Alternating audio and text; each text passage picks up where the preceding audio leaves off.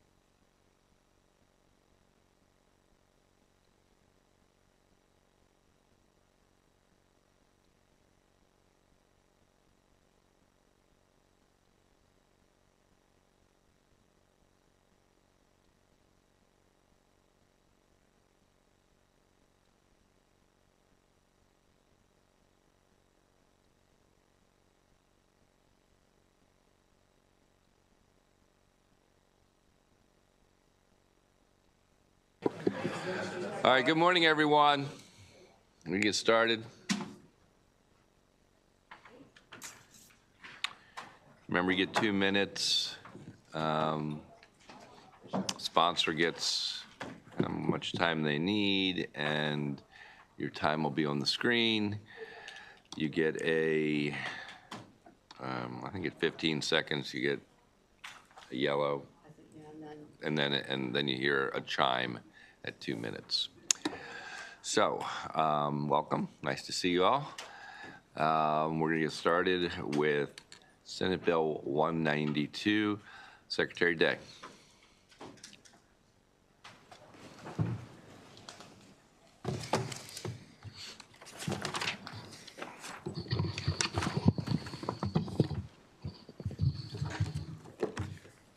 Mr. Chair, members, good to be with you today. For the record, my name is Jake Day. I'm the Secretary of the Maryland Department of Housing and Community Development. I'm going to let my colleague kick us off from the State Department of Assessment and Taxation. Good morning, Mr. Chair, members of the committee. My name is Bob Yeager. I'm Deputy Director of the Department of Assessments and Taxation. I'm here today to speak in support of Senate Bill 192, which aims to enhance Maryland's efforts to assist homeowners who struggle to pay their property taxes. The goal of this bill is to help these homeowners avoid tax sale, improve their financial situations, and ultimately retain their homes. SB 192 is based on our department's firsthand experience working with homeowners through SDAT's State Tax Sale Ombudsman's Office and the Homeowner Protection Program. It addresses common issues faced by homeowners who are at risk of losing their homes due to unpaid taxes. Importantly, I want to emphasize that the implementation of this bill will have no fiscal impact on the state. Let me outline the key reforms in this bill. Number one, additional time for homeowners. The bill provides extra time for homeowners to access relief resources before a foreclosure proceeding can begin. Currently, investors can initiate foreclosure proceedings just 9 months after a tax sale. SB 192 would extend this period to 12 months for owner-occupied properties, giving homeowners 3 additional months to work with the Ombudsman's Office and our partners to access resources and address their tax debt. Number two, it caps interest rates. Another critical provision is the capping of the interest charged on unpaid property taxes after tax sale. Under current law, counties can charge up to 20% interest on overdue taxes. This bill would reduce that rate to a maximum of 10% for owner-occupied properties, making it more manageable for homeowners to pay off their debt. Currently, 8 counties charge 10% or less, while the remaining 16 counties charge rates between 11 and 20%. Number three, it extends the threshold for tax sale. SB 192 also addresses the threshold for tax sale. Homeowners often face tax sale over amounts as low as a few $100s, which can push them into foreclosure and the risk of losing their homes. This bill would raise the minimum unpaid debt required for a property to be eligible for tax sale to $1,000. This change would prevent homeowners from being put in tax sale over small, more manageable debt. Number four, exclusion of water and sewer charges. In addition, SB 192 would remove properties with only unpaid water and sewer charges from the tax sale process. This ensures that homeowners are not at risk of losing their homes when they've stayed current on their property taxes, but are behind on water and sewer bills only. Fifth, it reduces the amount required to exit tax sale. The bill also reduces the total amount a homeowner must pay to be removed from tax sale. Specifically, it would exclude any current non-delinquent tax bills from the total payoff amount. While homeowners would still need to pay any outstanding non-delinquent taxes, these would not be included in the tax sale payoff amount. This helps reduce the financial burden on homeowners, potentially making the difference between saving their home or losing it. 6, it enhances foreclosure notices. The bill requires that a copy of any foreclosure notice for an owner-occupied property be sent to the State Tax Sale Ombudsman's Office. This allows us to proactively reach out to homeowners and offer assistance.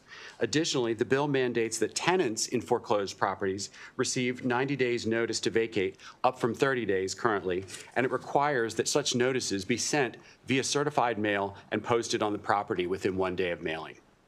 7, it extends the time for investors to take possession.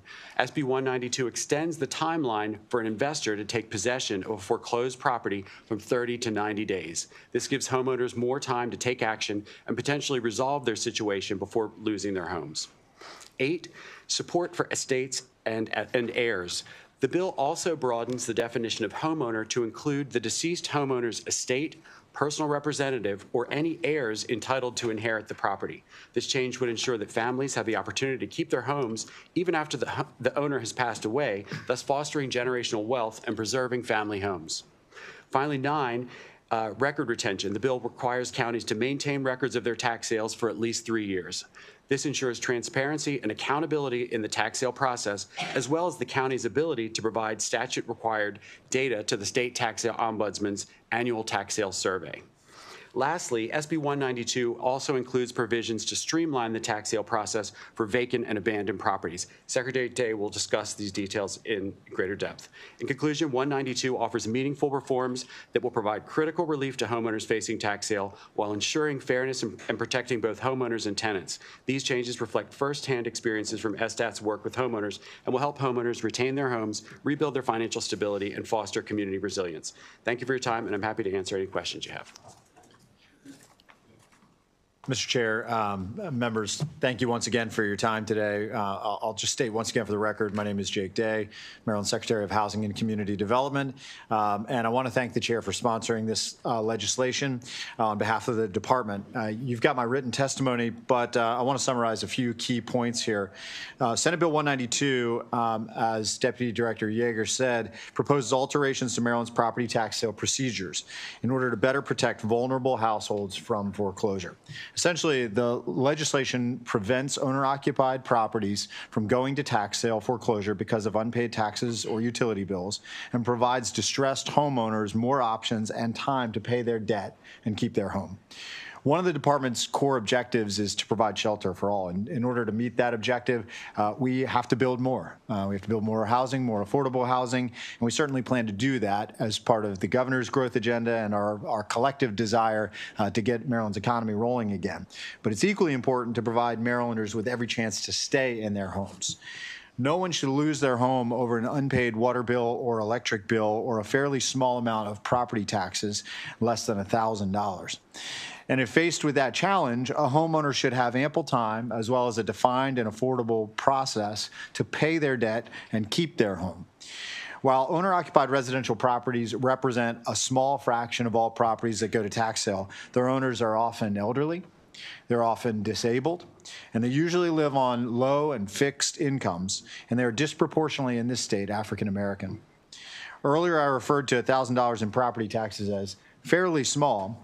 For the majority of these distressed homeowners facing tax sale, however, that amount doesn't feel small. Nor are there unpaid utility charges, nor are the expenses associated with redeeming a property that has gone into tax sale, which can routinely cost additional thousands of dollars for these homeowners. In some jurisdictions, the interest rate for redemption, as Deputy Director Yeager said, can be as high as 20%. If they're willing to pay their debt, they should have the time and opportunity to do so, and they should be able to do it without additionally overly onerous fees. If they can't pay their debt in total all at once, a payment plan can be developed and regulated by local government that should be, we believe, an available option. We all understand the importance that property taxes play as far as a revenue source for local government. As a guy who's in local government for 10 years, I can assure you I understand that fully. I want to be clear that our department acknowledges and respects the importance of that as a revenue source for our counties and municipalities. This legislation does not target that revenue stream. Senate Bill 192 does not prohibit a locality from pursuing foreclosure action on vacant or abandoned properties. In fact, it provides local governments with more flexibility in dealing with abandoned property by authorizing them to offer abandoned property at a starting bid of less than the value of the taxes owed. And Senate Bill 192 does not prohibit the foreclosure or tax sale of an owner-occupied property. It just alters the process and offers additional protections for homeowners to keep their homes if they find themselves in this situation. So extending the amount of time before a foreclosure action can be filed, capping the interest rates of property tax redemption, freezing the amount owed at the time of tax sale, and providing homeowners with the ability to enter into a payment plan rather than being required to pay the entire redemption amount all at once will help protect some of Maryland's most vulnerable, senior, disabled, fixed income homeowners and prevent their displacement, which I do want to point out is a more affordable deal for all of Maryland. For these reasons, I respectfully ask the committee for a favorable report on Senate Bill 192. Thank you, and I'm happy to take any questions the committee has. Thank you, Mr. Secretary. Any questions? Senator Benson. Good morning. Good morning. It's a pleasure to see you all, Secretary Day, and thank you for your service and the work that you all do. Really appreciate it. This poses a mandate on municipalities I would want to ask this question. Have you all had a conversation with the Maryland Municipal League? Could you respond to Senator, that? happy to, and then feel free to weigh in. So Senator, great question. As a former president of the Maryland Municipal League, I care very much about their perspective. So yes, we've had conversations. This piece of legislation, in a slightly different form, was before the General Assembly last session. I think we have resolved or are in the process of working through the differences that we had at that time. And I think we've got a great partnership and dialogue that's ongoing. I think you'll hear from them directly. I hope you'll hear from them today. I believe MML staff is in the room. But yes, we have worked directly with them and the Maryland Association of Counties, and again, care very much about their opinion. It is my understanding that it was presented last year on the House side. That's correct. That's correct. Are you able to tell us why that bill didn't get out of the House, or did it pass the House? I think the big problem was with the mandate and the language that was contained in the bill. I believe the issue last session was the specification about owner-occupied water and sewer billing that went to tax sale. This revised version of the bill preserves Baltimore City's dynamic of excluding all properties from tax sale related to water and sewer. Yeah, I'm just a little concerned about this because we have been working for over a year with Baltimore City as it pertains to a big problem with the water bill, and the house was taken from the family over a water bill that was less than $200, and we worked a year and we still haven't resolved the problem. Well, that's one of the things that this bill seeks to do, is to remove properties that only have water and sewer debt on the property, preventing the jurisdiction from taking it to tax sale when they've kept up with their property taxes and it's just water and sewer bills. Thank you. Thank you, Mr. Chair. Secretary, thank you. Good to see you. Appreciate the presentation. Quick question as far as the timing. You mentioned as far as it allows 3 additional months, increasing the amount to $1,000. So I guess play out a scenario if you could. What I'm thinking, what I'm hearing, just correct me if I'm wrong. So most, or at least where I live, the water bill is quarterly. So to get $1,000 of debt in a water bill, I don't know what the average is. I'm just guessing from my own personal consumption. You're probably looking around a year of not paying. So you'd have a year there that you haven't paid anything. Then the tax sale process would start. My understanding of the tax sale process is a pretty drawn out process to begin with. I guess I'm just trying to figure out what the timing here is, potentially on, because my concern is also that the individual would continue to incur debt. And are we getting into a situation now where it's starting to snowball where, all right, now they have $1,000 of debt.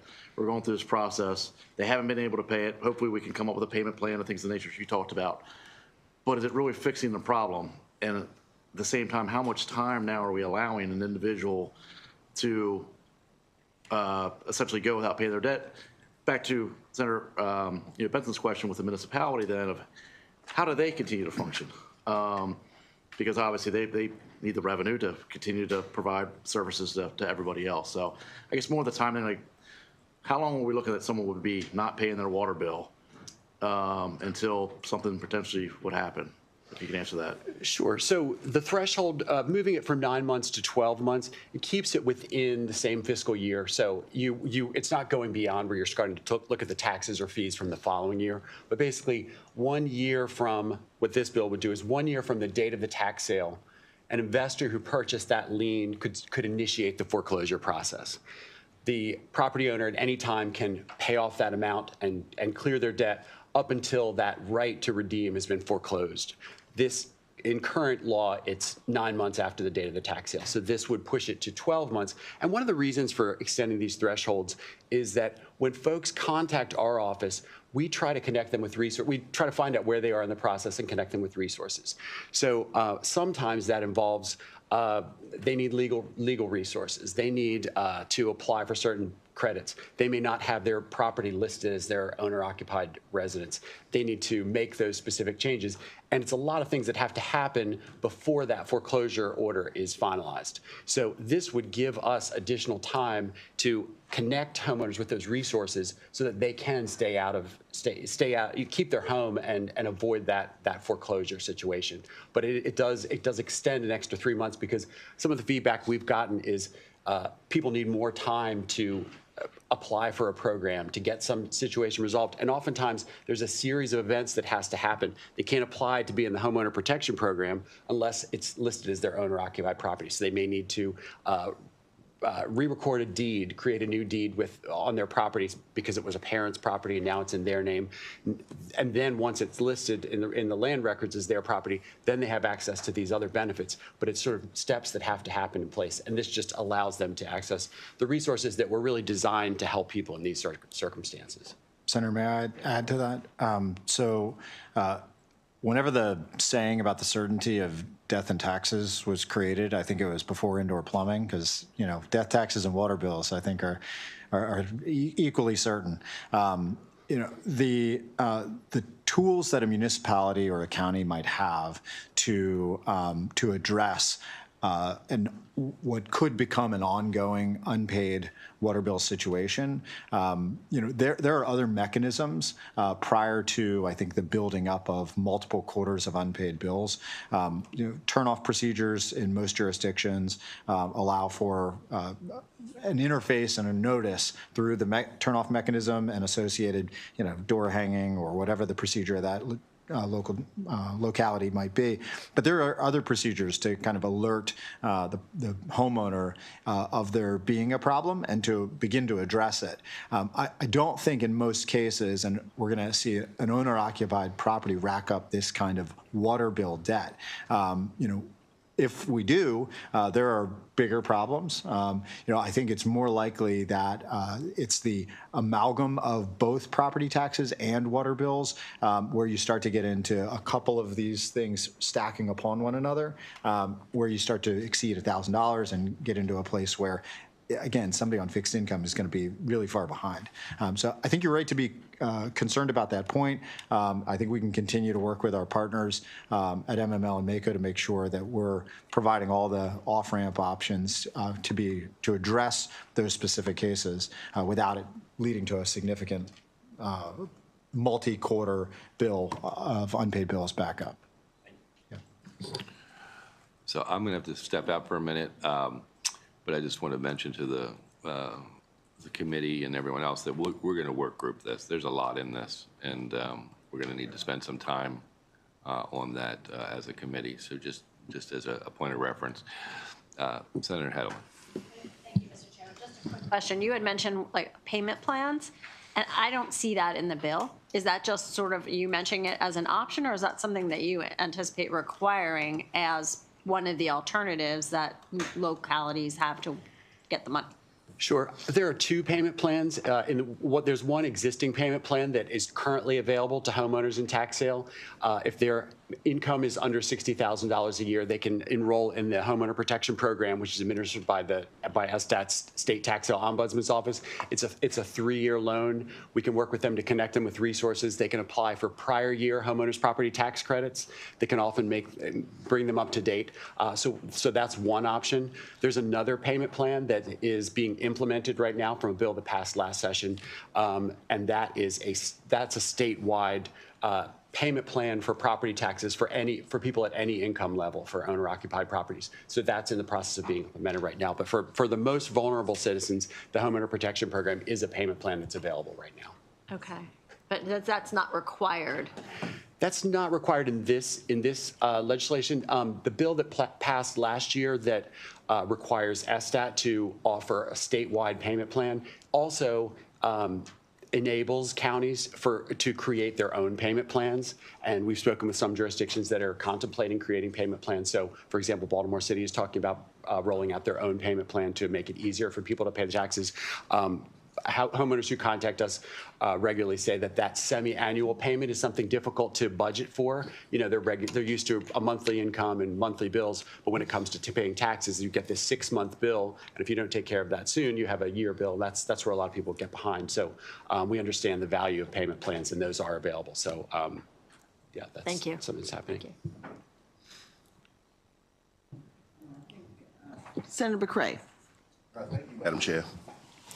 Thank you, Mr. Secretary. I just wanted to get clarity in reference to what we have in front of us. So the folks that are inclusive is owner-occupied and non-owner-occupied? Owner-occupied. Okay.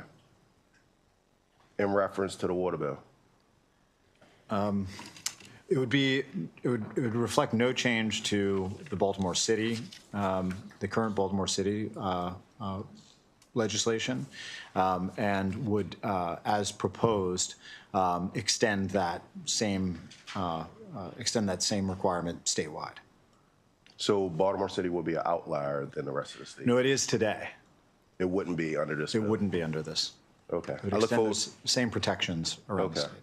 I look forward to continuing to work with you all and make sure that MML's issue is addressed. Thank you. Thanks, Senator.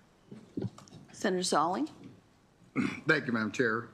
Thank you for the bill. I know we don't want anybody homeless, and people do get in serious situations like this, but is there a plan already in place to maybe help or assist people even before they get that point? Because I know a lot of people don't want to get there. So they get there and all of a sudden, just saying, "Oh, hell break loose," and they lose everything. There's warnings that they're getting and everything else like that. So we know that's going to come to be. But is there something in place to just say that they don't get to that place? Yeah. Maybe we have something already there to assist them, to help them out. Is there something there already? So I can speak a little bit about the community development world. There are community action agencies that offer tools that will help people, particularly with utility bills. And many of those programs are funded with state or federal dollars to pass through our agency. But I think the payment plan is also a tool that is available. Of course, that's a loan and it requires repayment. But I defer to Sure. Deputy So Director Yeager. Also, we have outreach programs where the Ombudsman's office at SDAT helps people who are in the tax sale process. If you get a tax sale notice, it has our contact information. But we also encourage people to, if they're struggling in any way to deal with their property taxes, to reach out to us. We get that message out by working with all of our community partners. We have partners in every county where our service is made available to them. So if anyone has if they're struggling with paying their property taxes, they foresee that they're not going to be able to keep up with them or pay them when the bill becomes due, they can reach out to us. We can connect them with a wide variety of resources. We have housing and financial counseling. We have legal services. We have tax credits to make sure that they're either getting the homestead tax credit, the homeowner's tax credit. They can apply for prior years if they haven't done it in the past, and so they can access money for taxes they've already paid. There are a lot of resources out there that we can connect them with. So it's really just the challenge of making sure that our service they know that our service is available. So, and it's good that they have an area or a place where they can know that, because a lot of people don't know that. I mean, there's a lot of nonprofits out there that we can go and reach to them, and they're very helpful. They're limited. So we want to know if there's a place. That's why it's important to know by the state, if there's assistance there to help them out. And if it's there, we can know that beforehand. So that's all I asked that. So sure. Thank you, Madam. Okay, we will start our list of the next witnesses then. Thank you, Madam Chair. Thank you. Thank you. Okay, we have Allison Harris, Nika Namdi, Shayna Roth Gormley, and Jorge Aguilar.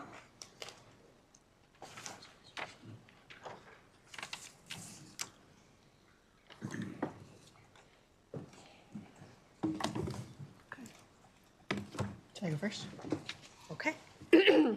Hi, welcome. Good morning. I'm Allison Harris, Director of the Home Preservation Project at the Pro Bono Resource Center of Maryland.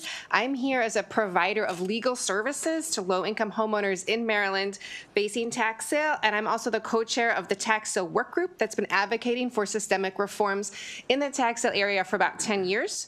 I support SB 192, which contains numerous provisions, which you've just heard about, that will lead to fewer homeowners going into tax sale and increase the number of homeowners who will be able to redeem should they find themselves in tax sale. I support this bill as it is currently drafted with the provision intact that provides that residential properties cannot go to tax sale for water bills alone. Last year, this bill went sideways when the provision was amended to limit that protection to owner-occupied residential properties. There are efforts afoot, once again, to narrow this provision to owner-occupied properties, and I'm here today to strongly encourage you to support this bill and this provision as it is currently drafted right now, protecting all residential properties from going to tax sale for water bills alone. The good people at DHCD and SDET have made a deliberate choice to protect all residential properties with this language in the bill. We know that owner-occupied residential property does not include all properties at risk. The database that is used to determine what is owner-occupied contains numerous errors. There are a lot of properties in Maryland, particularly in Baltimore City, that are misclassified. There's a lot of reasons for this: tangled title properties, error properties. There was a long period of time where Baltimore City was not properly transferring occupancy information to the state, and those folks all defaulted to being not owner-occupied. So for these reasons, we know that you cannot clearly carve out homeowners or owner-occupied properties from the database. And so some folks on the other side who would want to amend this would say homeowners are protected, but they're not. So please, I would encourage you to support this as it is. Thank you.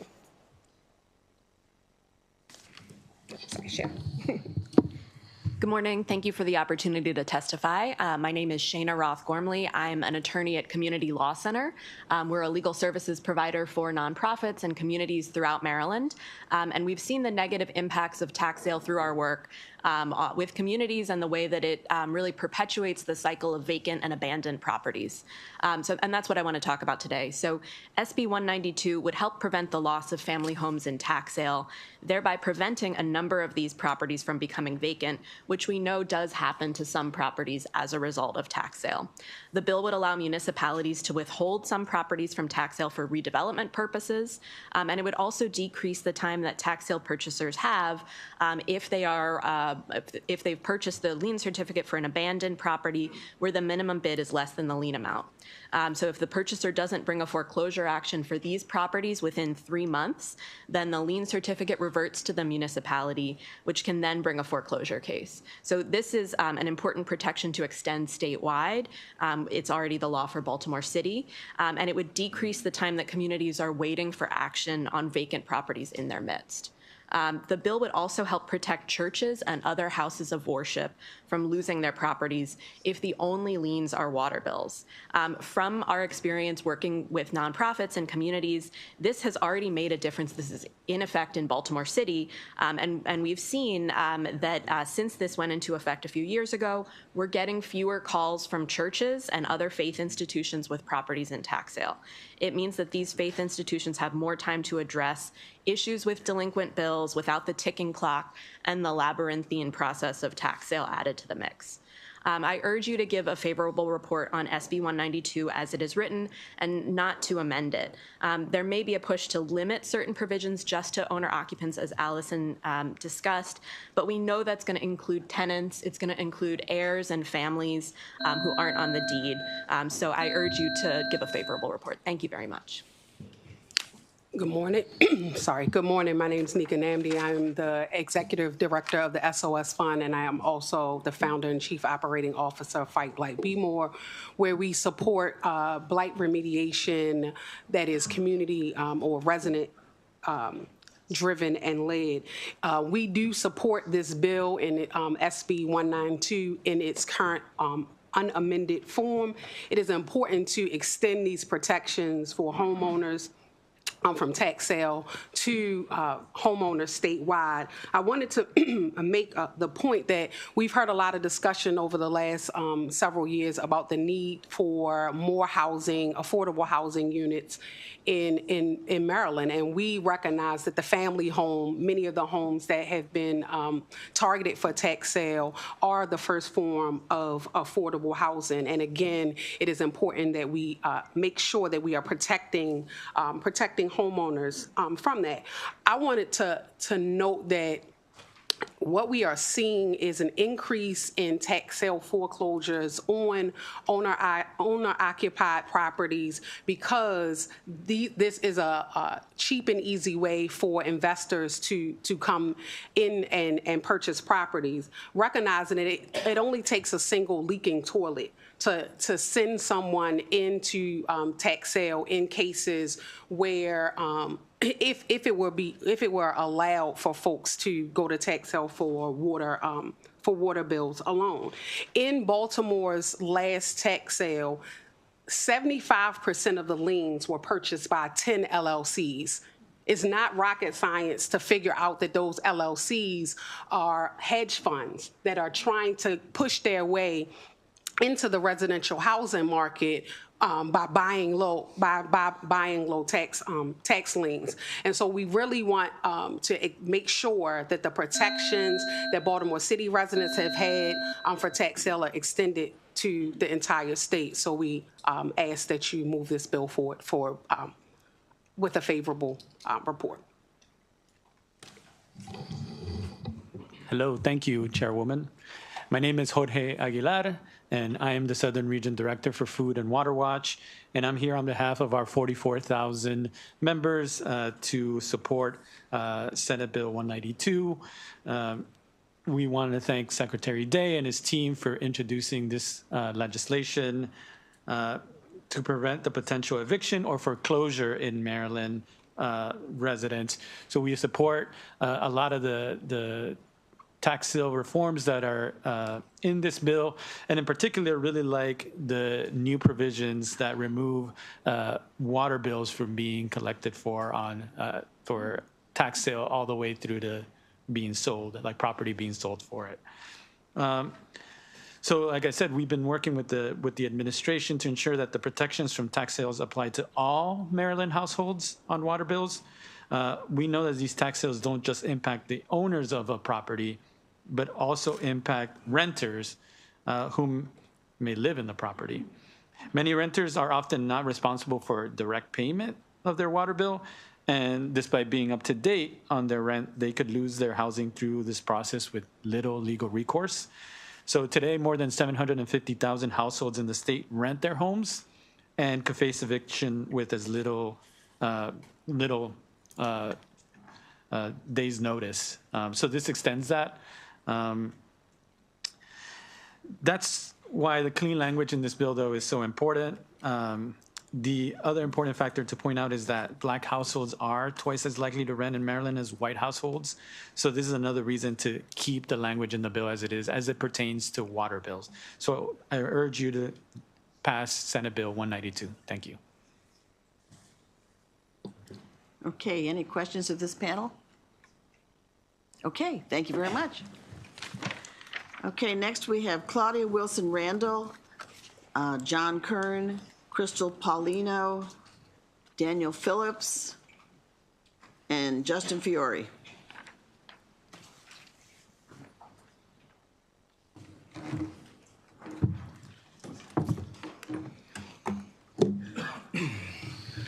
Good morning, Madam Chair and members of the Budget and Tax Committee. Happy to be back. Happy New Year to all of you. My name is Claudia Wilson Randall. I'm the Executive Director of the Community Development Network of Maryland. And the Community Development Network has long been a part of the tax sale prevention work in Maryland. And we will continue to work to protect people and places across Maryland from tax sale. I want to thank the Department of Housing and Community Development and SDAT for their work on this bill. And I want to really focus on what the earlier panel said. My colleagues have talked about the harms that comes to people across Maryland because of tax sale. But I also want to stress the importance of place that our members, the community development corporations and community partners, local governments across the state work on. Because the cost of vacancy because of tax sale is astronomical. And it's not just simply on the back of a person, it's also on the backs of those places that suffer vacancy as a result. And this current system, as my earlier colleague mentioned, benefits private investors with no interest in Maryland communities. So the interest is going to these private investors. It's not benefiting the municipalities in any way. And tax sale purchasers do not take title and put properties back into productive use. So the real cost falls on the communities themselves and that are struggling properties and that are now empty and vacant. And it pulls down the values of surrounding homes and businesses and community members. So we're all bearing that cost. So as my colleagues said, it's really important that we not focus this only on owner-occupied. We really need to think about more globally that this practice of tax sale hurts communities more broadly. And I urge you to support Senate Bill 192. And thank you so much today. Greetings, members. Good to be with you. My name is John Kern. I'm with a housing equity nonprofit in Baltimore City, and we're like a one-stop shop for all things tax sale. We were founded just about 5 years ago to help residents during the COVID pandemic stay out of tax sale. And I just want to give you a quick story. We had a client, her and her husband bought their house in 1953. They'd moved up from the South. He worked at Beth Steel, the husband, for a long time. We'll call her Miss Jones. So her husband passed away from mesothelioma, and then she got cancer after that. There was a cascading problems at the house. They ended up having 2 tax sales back to back on their property. By the time we got to her, she also had an enormous water bill that had accrued at the same time.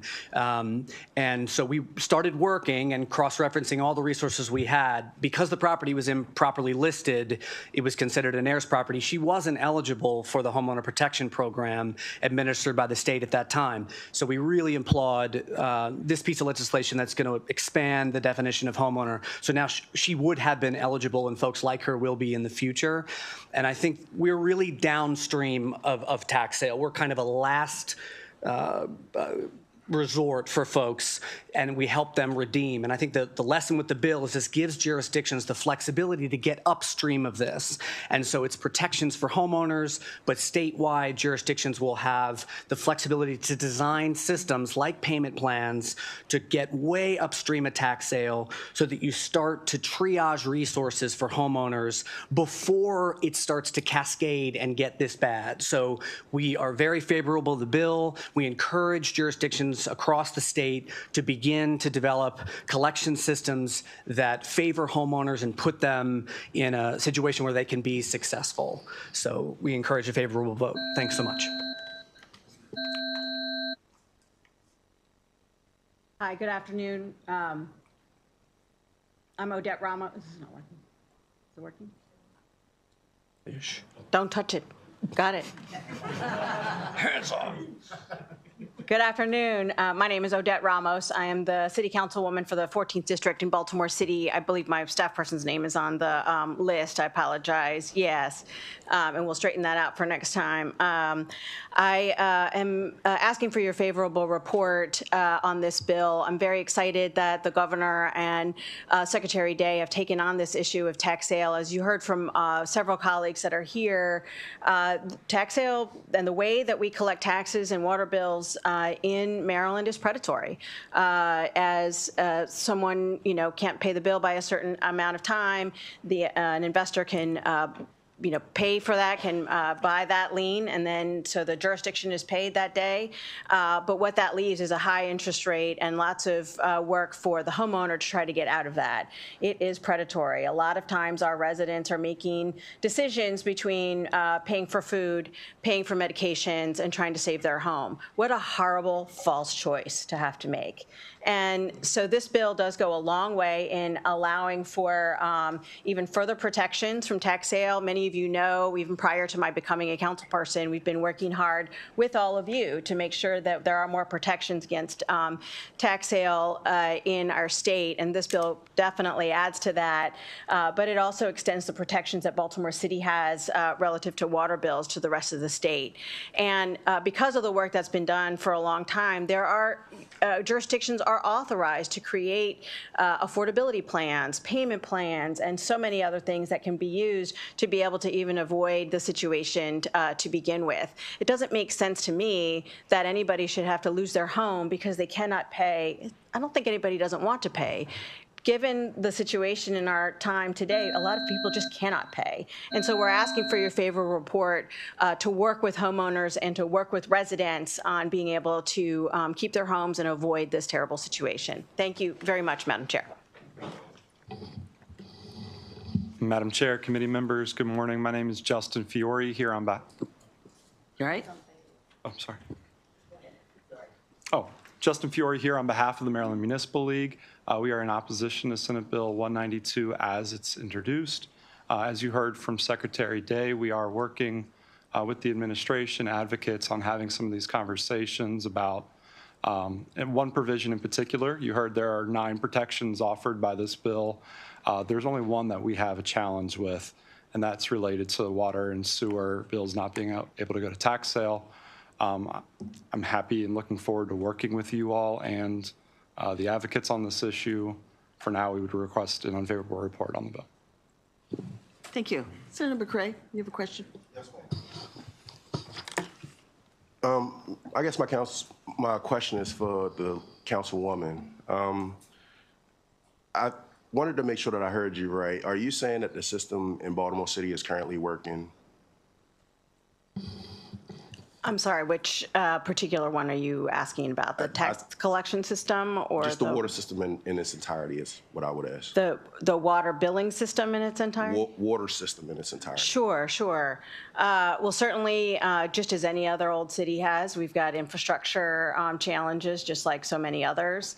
And we know that, enterprise funds are what pays for our infrastructure, not general funds. So it is the rates that are paid. And obviously, we've been working to figure out our relationship with Baltimore County because there's, our water system is serving Baltimore County as well.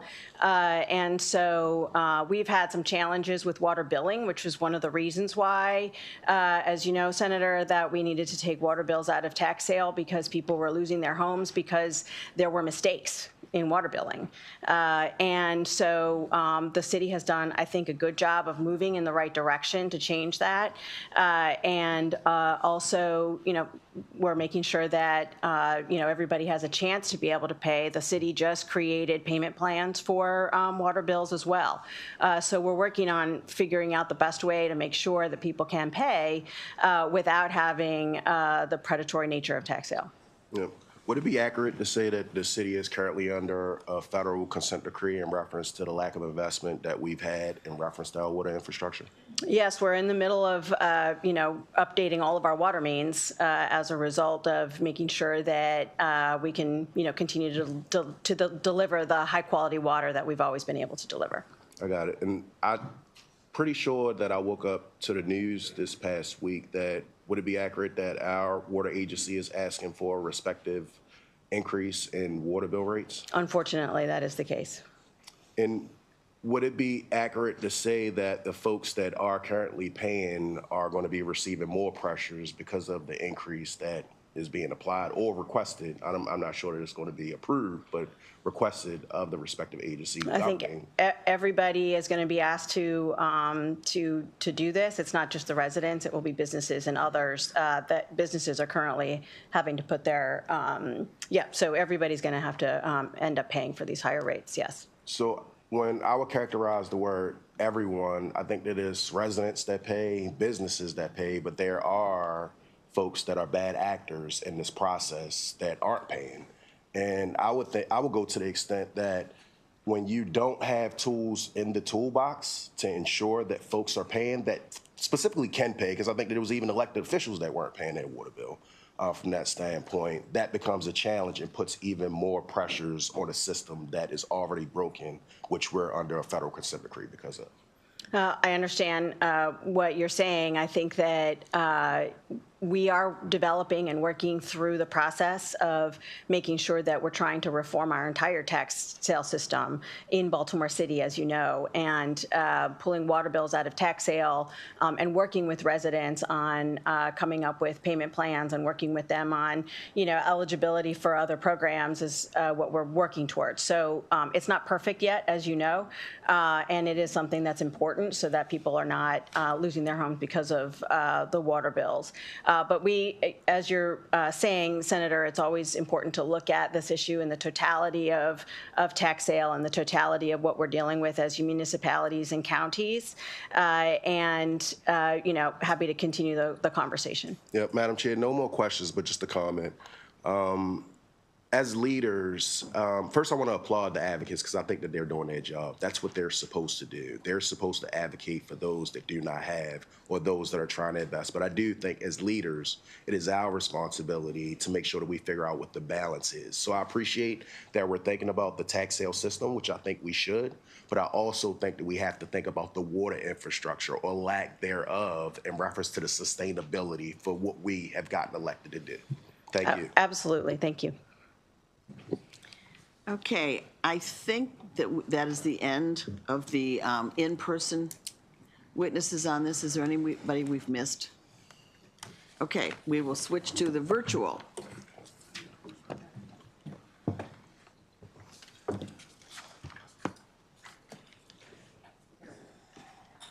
Okay, I think we're starting with Scott Morse.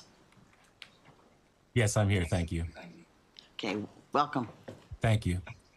Good afternoon, everyone. Thank you to the committee members for your time today. I'm an attorney whose law practice focuses almost entirely on tax sales, a member of the Maryland Tax Sale Participants Association. I've been doing tax sale work for 25 years. I'm one of the largest tax sale foreclosure filers in Maryland.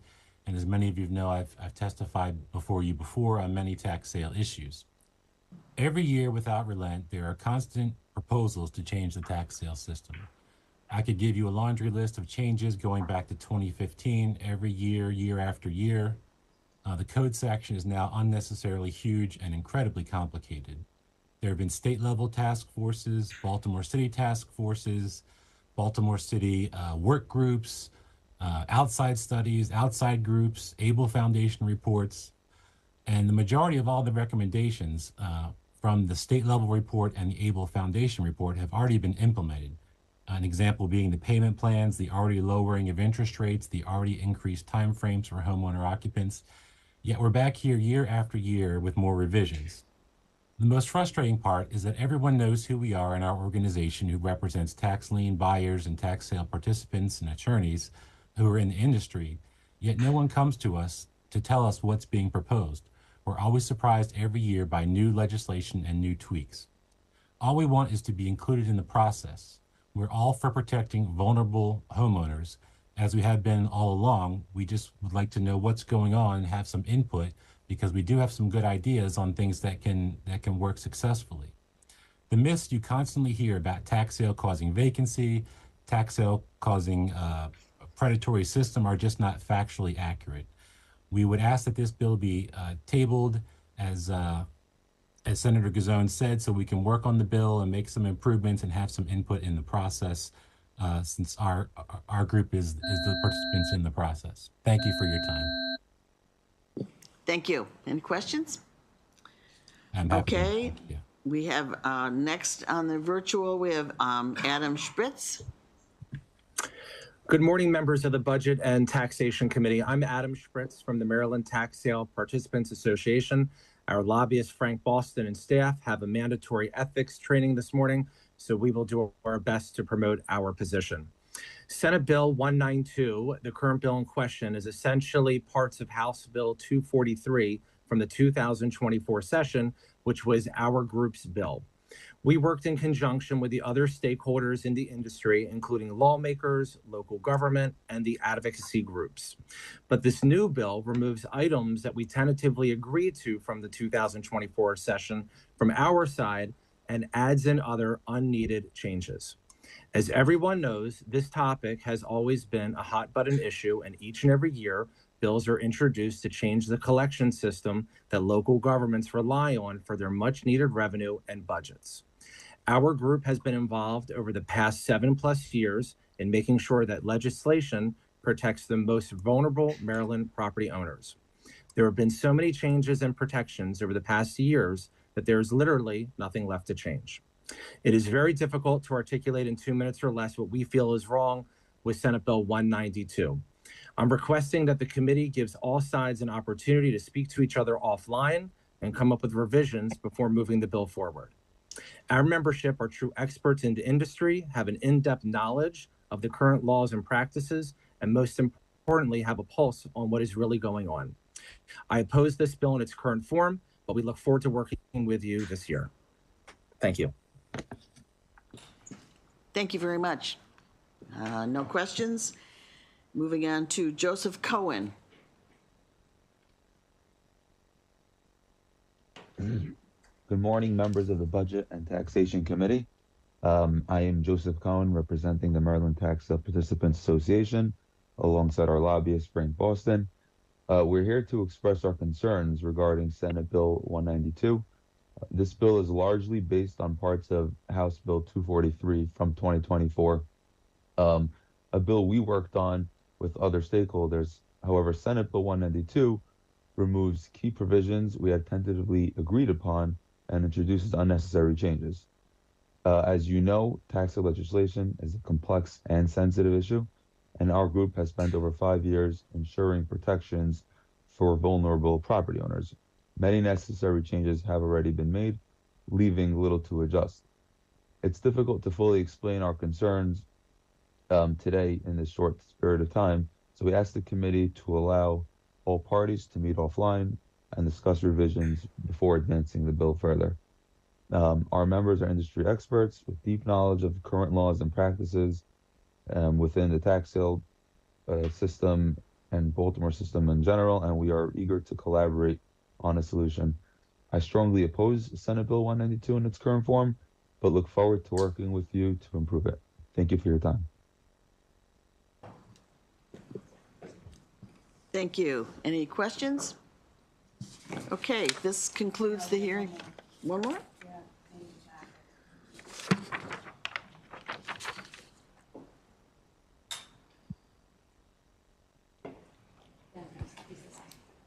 Okay. That's Zach Van Messel? Yes, hi. Okay, go ahead. Thank you. Good morning, members of the Budget and Taxation Committee.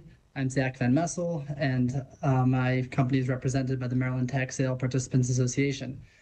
Our lobbyist, Frank Boston, has, done his best to promote our position. I would like to reiterate a few points that some others have already made. This bill, Bill 192, has essentially has a lot of pieces of a bill that our group worked on, House Bill 243, in the last legislative session. However, this new bill takes a lot of the pieces that we had agreed upon out of that bill and adds in other unnecessary changes. Of course, this topic, when it comes to tax sale, is a sensitive issue that is not simple, but each and every year there are new bills that are put in place to completely change the way the system works. And this is a system which, as others have already iterated, is essential to allowing local governments to collect the revenue that they need to operate. The group that we are represented by has been involved for many years in making sure that the legislation protects, obviously, those who are vulnerable, but also to make sure that local governments are able to collect their revenue. It's difficult for me to articulate in just the short 2 minutes that I have what is wrong with this bill, However, I would like to request that the committee give all sides, including ours, to communicate, to get with, with each other and to come up with a bill that is satisfactory to all involved parties. Our membership has, good knowledge and of how of the tax sale system, of the process, of the current laws, and what is really going on the ground. I oppose the bill in its current form, but request that we have the opportunity to discuss this bill going forward and to make the correct revisions. Thank you. Thank you very much. Okay, the next bill we have is Senator Rosapep, Senate Bill 59.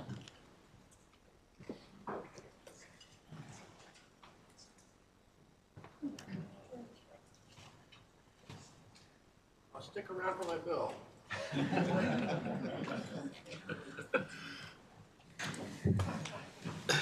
This will be a lot shorter. Oh, Mr. Chairman, welcome back. So thank you. It's interesting that this bill comes up right after the previous bill, which was all about housing, because this, in a way, is all about housing, too. What we were talking about in the first bill was people having trouble having a house and staying in a house and having a place to live. This bill is basically about people who have 2 or more houses in different states. Basically, what this bill does is says that if you're as lucky to have a home in Maryland and live in Maryland and family in Maryland, and also to have another home, let's call it in Florida, where you spend half the year or a little more than half the year, you can avoid paying taxes in Maryland. And this is designed to reduce that. It doesn't eliminate it, but basically what it says is currently there's a 6-month rule in terms of how long you're out of state compared to in-state to be subject to pay taxes in Maryland. This reduces that to 3 months. Now, I will say that this bill has a perfect sponsor, but it is not a perfect draft. The Comptroller's Office had not had the chance to come with some amendments that they were going to suggest, and so I'm going to come back with some amendments. But happy to answer any questions. Thank you, Mr. Chairman. Questions for the Vice Chair?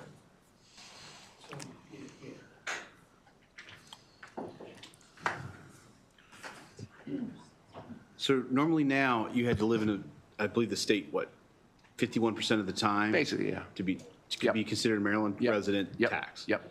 So you're saying now we're down to 3 months? Yep.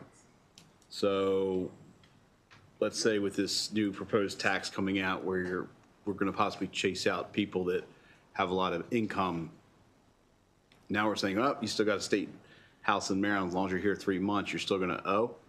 If you're getting the advantage of government in Maryland, of services in Maryland, of roads, of transit, of emergency services, yeah, when you're here, yeah, you got to pay. Yeah, like everybody else who's spending time here. You're 100% of? No, not 100%. Allocated, apportioned. Okay. You don't want double taxation. I mean, that's why I'm working on the amendments with the Comptroller's Office. We don't have double taxation.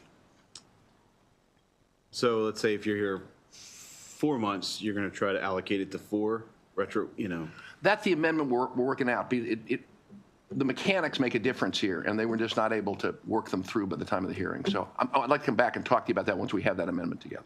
Okay. All right, yeah, I mean, my mind's spinning here, because then I'm thinking about, well, how do you deal with voters? Because normally it's where 61% or 51%, that's where you register to vote. With this, now I'm thinking, well. No, it's a good question. Okay. Thank you. Thank you, Mr. Chair. Thank you.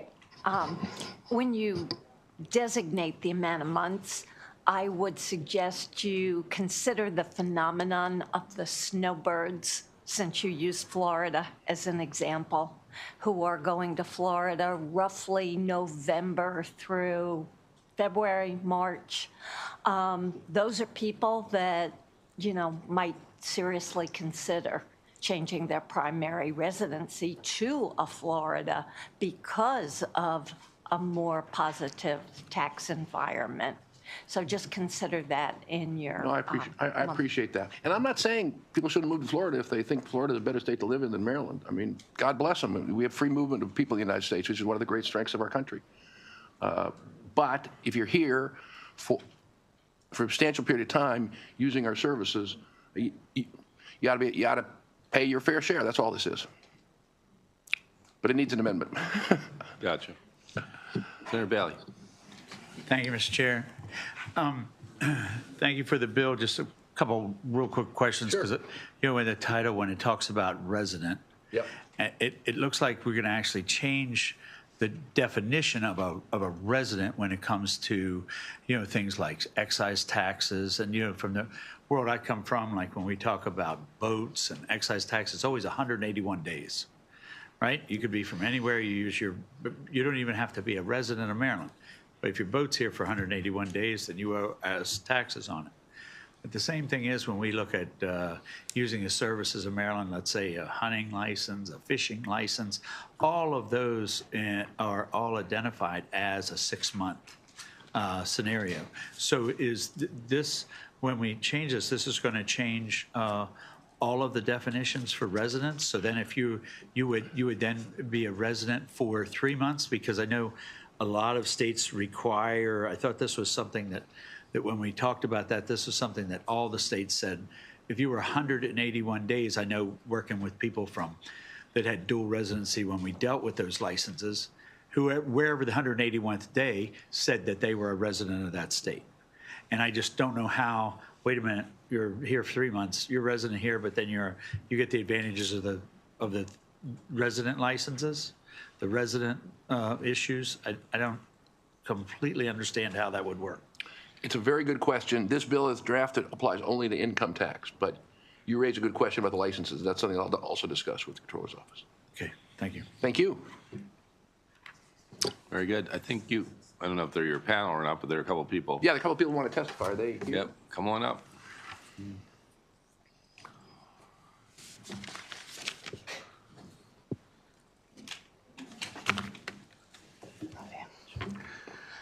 Thank you, Chair Gazzoni, members of the committee. My name is Callie Schumans. I'm with the Maryland Center on Economic Policy.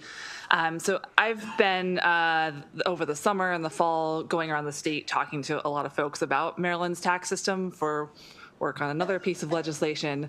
But as I've been out in the community, giving lots of community presentations, one of the things that has kept coming up as an increasing number of people coming and saying that my neighbor or someone I know, someone in my school, who has multiple homes, they're claiming their residency in their vacation home in another state, and they're sending their kids to Maryland public schools. Can you do something about that?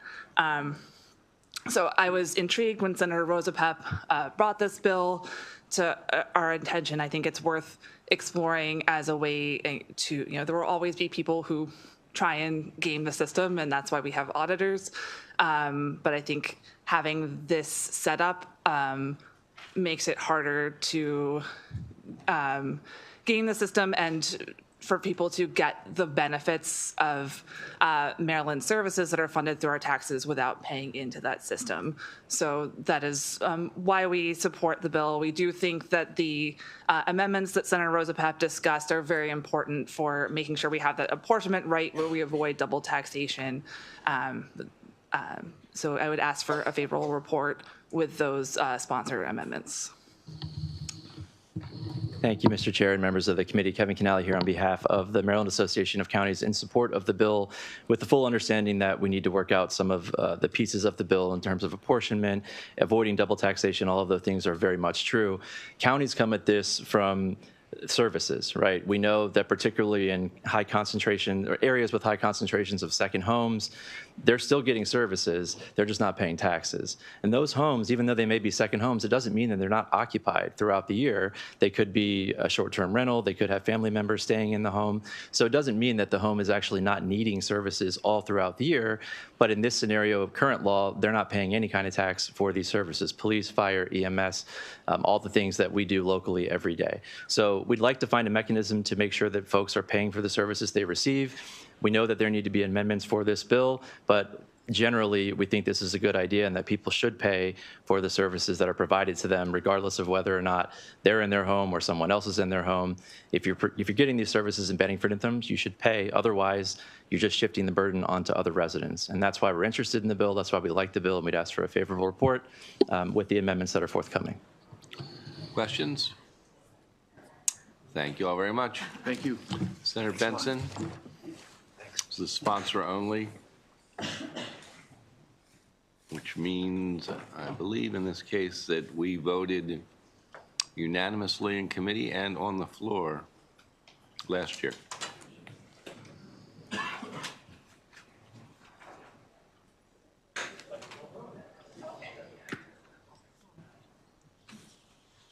I do have Mr. Taylor here.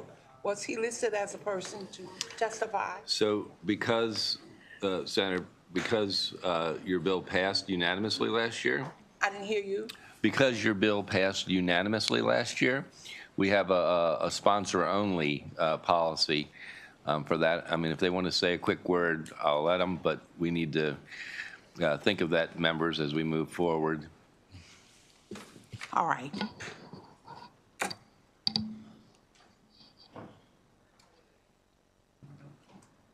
Well, I've just been informed that actually it shouldn't have been sponsor-only, but sometimes these things happen. So certainly feel free to testify. Thank you very much for that. I really appreciate it.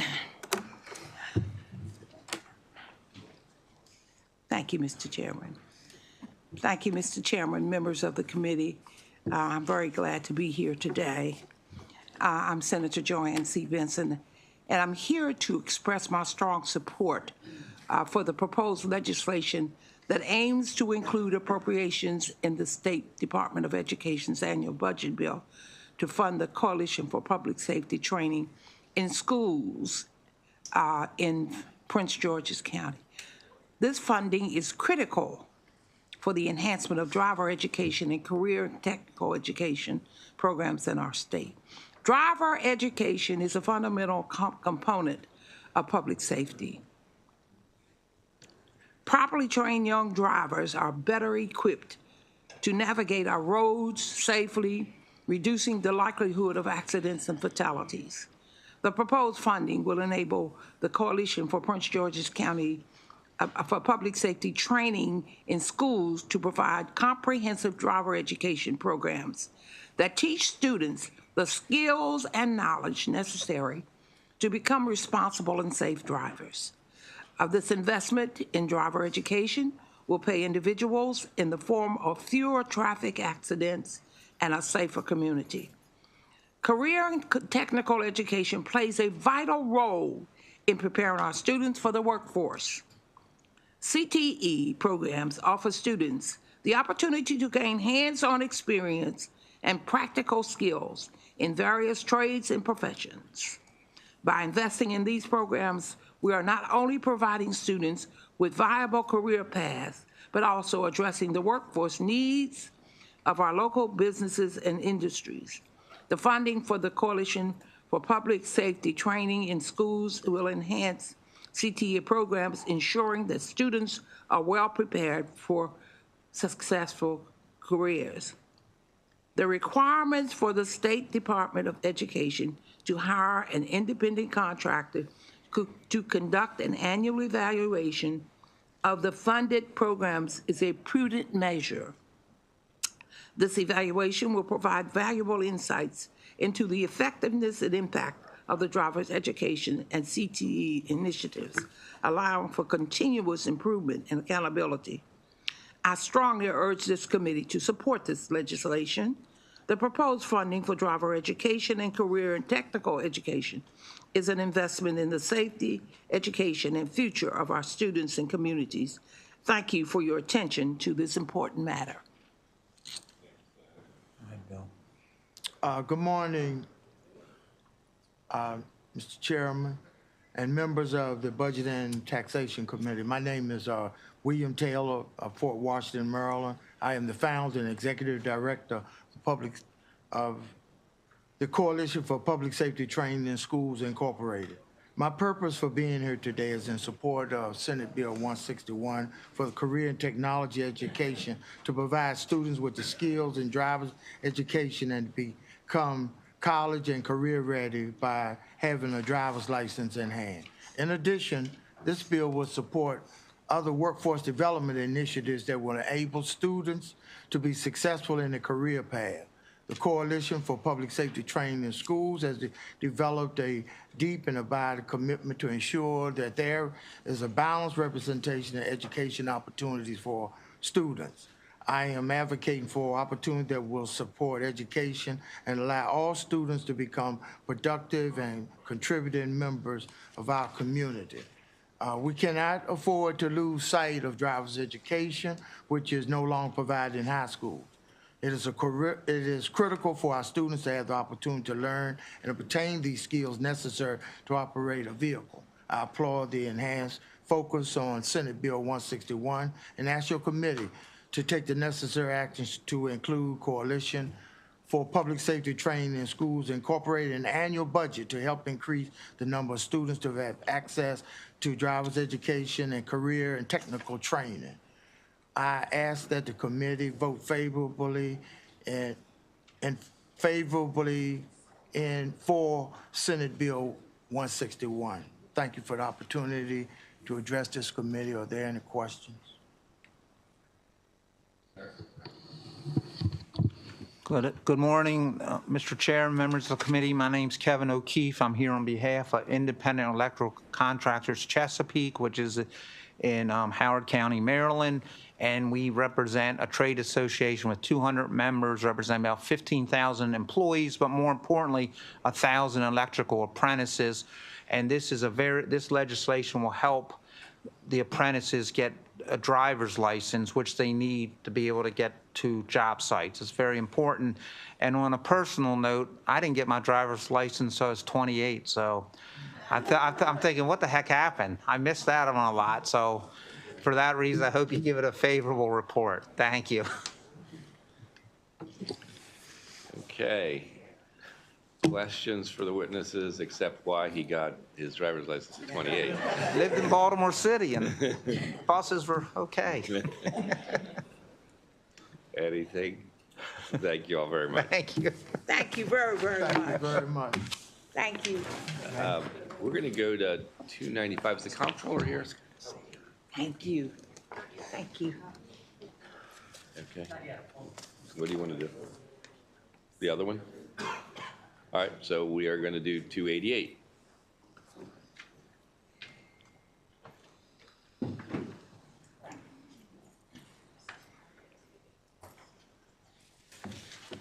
And Mr. Chair, it's okay to bring the panel up? Absolutely.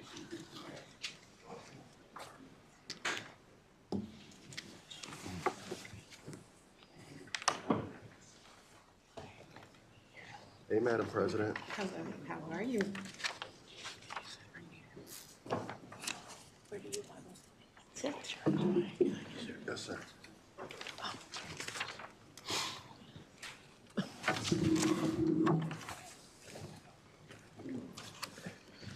Mr. Chair, members of the committee, for the record, Corey McCray, I'm here for Senate Bill 288. Mr. Chair, this is a bill that we've heard in past years from that standpoint, so I won't labor the committee from that piece, but I just want to reiterate a couple things. I'm very passionate and I'm very driven in reference to this bill because I came through a labor union with the IBW, and we had bond and arbitration. This simply just ensures that state employees, other state employees, are also able to have the same privilege that I have in reference to bond and arbitration. On this panel, you'll see members of AFSCME. You'll also see Madam President from our state AFL-CIO, but you'll also see my friend from the ATU 1300, who also is a state employee but has the privileges of having collective bargaining agreement with bond and arbitration. I'll leave it at that point, as I stated, because we've heard this bill in past years, but they'll passionately make the case once again in reference to why this is important. Thank you. Good morning. My name is Denise Gilmore, and I'm the Legislative and Political Director with AFSCME and Council 3. Binding arbitration isn't new or novel. Impasse procedures are as old as collective bargaining itself. Oftentimes, sometimes unions have the right to strike at impasse. Sometimes they have, non-binding procedures like we currently have in state government. But far more often, they have a binding procedure, a binding arbitration. I just wanted to highlight on page 3 of our written testimony, we've included a map that charts out where binding arbitration exists currently. And we've illustrated the 26 states in DC that authorize binding arbitration. Maryland is lagging behind on this policy. They're lagging behind states like Alaska, Maine, Nevada, Oklahoma, and Pennsylvania. Maryland is also lagging. Maryland state government and higher education institutions are also lagging behind, many of our largest jurisdictions here in Maryland, including Montgomery County, Howard County, Baltimore City, Prince George's County, Frederick County. These are all jurisdictions, our public schools that have authorized binding arbitration. We're just trying to level the playing field and ensure that we've got a fair shot at negotiating, good contracts for our members. And we would appreciate a favorable report on SB 288. Thank you very much.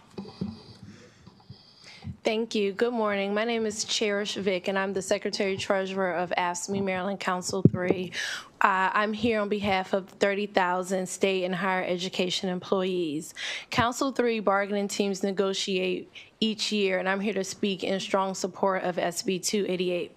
I've been a part of the state bargaining team since 2016, and in my first year, the administration proposed unreasonable changes, including altering overtime calculations to pay us less for the overtime work we were doing. Given the extent of their concessions, we couldn't reach an agreement, and we moved to fact-finding. That's the non-binding impasse procedure we currently have. While we won at fact-finding, the governor's budget still didn't include the modest raises we have been fighting for, making all the months spent negotiating feel like a waste of time.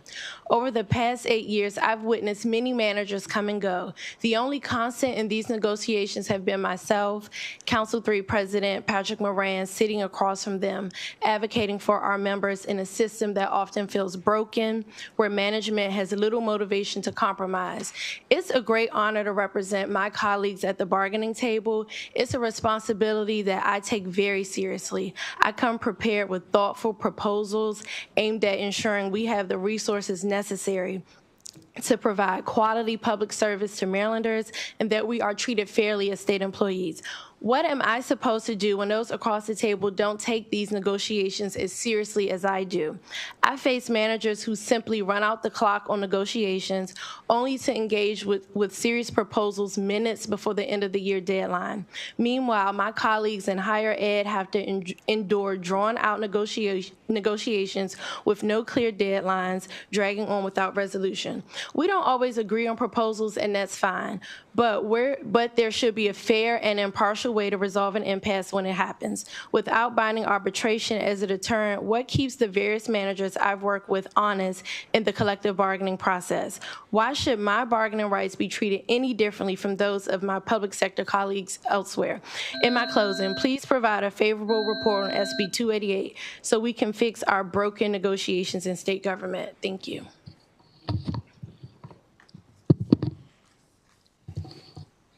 Hey, good morning, Mr. Chair, members of the committee. I want to thank you for the opportunity for me to be able to speak to you today. Amalgamated Transit Union Local 1300 represents over 3,000 workers of the Maryland Transit Administration. Our members are the ones that move this state. I'm here for a very simple reason, and that is because we are the example. We have binding arbitration. Also with this, it works. During our past 5 contracts, we've only went to arbitration, binding arbitration twice.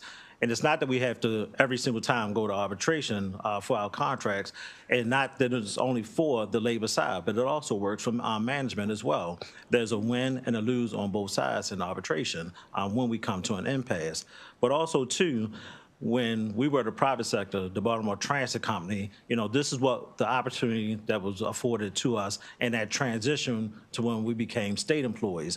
When we became state employees back in the early 70s, but prior to that, the other transit agencies were also having issues with negotiations. And so what they did is develop this binding arbitration process, and it became a more negotiable way in negotiating contracts.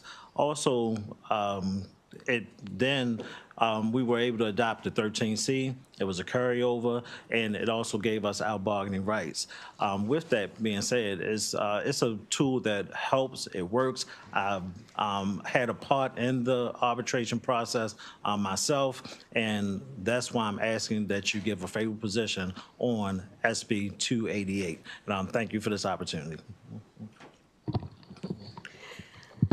Let's see. It's almost good afternoon. So I'm Donna Edwards. I'm president of the Maryland State and DC AFL-CIO. You have our written testimonies. You've got a lot of detail and documentation on this bill, and you've heard it before. So I'll be brief. As you've heard and my colleague just said, this is a tool. You have enabled the state employees to have the right to vote, and they have collective bargaining, but they have no tools. When they come to an impasse, what we have is either take it and like it, or go to a binding arbitration, which we don't have, or strike, which is against the law here in Maryland. So you have left them with no tools in the toolbox in order to have an equal hand when we get to an impasse.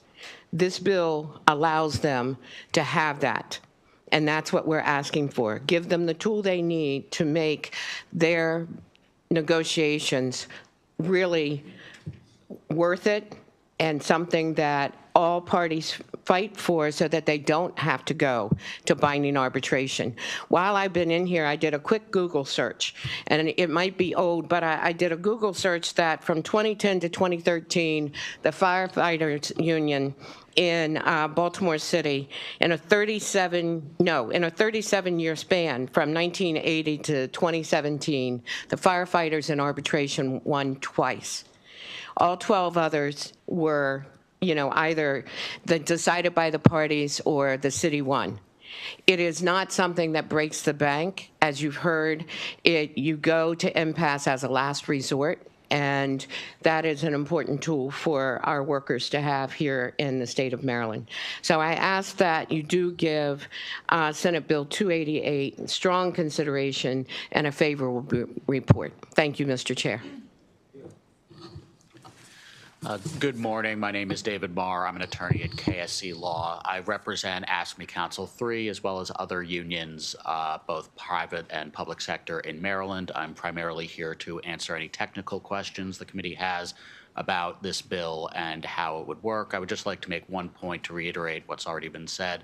I have been at the bargaining table and represented unions under various regimes, some of which with binding arbitration, some of which do not. And binding arbitration is, you rarely go to it, but it does get the parties talking and agreeing faster and earlier than you see where it's not an option. So, thank you. Thank you. Thank you. Question? Senator Solomon. Thank you, Mr. Chair, and I want to thank the good senator for the bill. I can just say something real simple that makes all the sense in the world for people having the opportunity to have a voice. They need to be heard. Getting into middle at times in arbitration and having the opportunity to have a voice to talk about concerns for safety, concerns for wages, concerns in many parts of making sure that every department is represented is an important thing. And at times that doesn't happen and they don't have that opportunity. And I believe a memorandum of understanding is important, but having that voice is the most important thing. And I applaud the good senator, and I believe this is something that's important and necessary. We've seen how important it was with the LIA, and they were able to work that out. And our nation was affected by that. We don't want our state to be the same. That is true. Thank you, Mr. Chair. Thank you, Mr. Chairman. And thank you, Senator McCurry, for bringing this piece of legislation forward this year. I've had the honor each year I've been here to sign on as well. I am a recipient of binding arbitration from Prince George's County, something we work for. something that we have actually gotten to understand. I actually got to understand it a little more than just being on the bargaining side when I became the sheriff of the county. It is actually a tool for everyone. Should you get to that impasse, the thing that I learned was that, you know, the arbitrator is not going to make you give anything you don't have. The key is getting to some sort of resolution so that we can continue to be of service. That's it. So I'll continue to sign on each year. Hopefully this is the year. Thanks. Thank you. Thank you. Okay, thank you. Senator? Thank you, Mr. Chairman. The two, who is really responsible for choosing, what's the process for choosing the neutral arbitrator? Who oh, maybe you all already answered the question. I'm sorry about that. No problem. It's a pretty typical setup as what you see in binding arbitration. There's a date by which the parties have to go and request a list from, I believe it's the FMCS, Federal Mediation Conciliation Service, which maintains lists of arbitrators who are qualified. Go back. Who does that now? It's a federal agency, the Federal Mediation and Conciliation Service. They maintain regional lists of arbitrators who have experience and are qualified to arbitrate these sorts of decisions. And then that list is given to the parties. The parties alternate striking names from the list until one remains. That person is appointed the arbitrator. Thank you for that. Thank you. Okay, thank you all very much. Thank you, Mr. Chair. Was there anybody else who was, I think we got everybody who was in favor. Was there anyone else? Okay. I have oh. Yeah, here it is, yep. I'll be brief. NCIU Local 500 Yeah. strongly supports this bill, so we waive our time. Oh, very good. Brilliant testimony, thank you. All right. We have, I think, a panel of unfavorable. Sally Reed, just everybody come on up. Sally Reed Arrow, Sherry Rokas.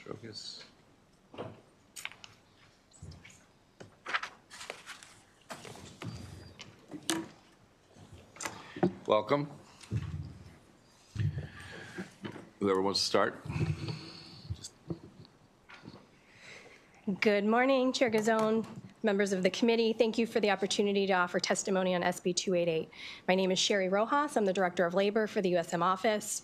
This will be the third major change to collective bargaining in recent years, including the overhaul that completely changed the labor landscape across the USM. And it's a bill that seemingly attempts to fix a problem that just does not exist. While some had doubts, the USM was able to successfully negotiate at the table one consolidated MOU applicable to 15 units across 9 institutions. Negotiations were complex, but the parties reached agreement on an 80-page contract without the use of a fact finder. The ability to use a fact finder under the existing process undoubtedly pushed both sides to reach agreement. If the fact finder had been needed, USM would have honored the recommendations, and we believe that the union would have as well. The process worked, and it resulted in a good contract, increasing wages and improving other terms and conditions for workers. If the process can work for consolidated negotiations, it can work for less complex negotiations, as demonstrated by our institutions over the past 20 years. There's no need to establish a binding interest arbitration process, which is a process generally reserved to public safety units. Notably, if the terms required to be implemented go unfunded, SB 288 would bind the institutions to implement the final award without additional resources. Recently proposed deductions to our budget of 5% amount to $111 million. This is in addition to last year's cut and another mid-year cut to FY25, which leaves the USM down over $180 million cumulatively. The imposition of additional policy changes at this time would be more than challenging for our campuses. For all of these reasons, the USM respectfully asks for an unfavorable report on SB 288. The USM has shared some alternatives for consideration, including exclusion of the USM from the bill with the sponsor. If the committee is inclined to move this bill forward, the USM would appreciate an opportunity to offer amendments and participate in such discussions. Thank you.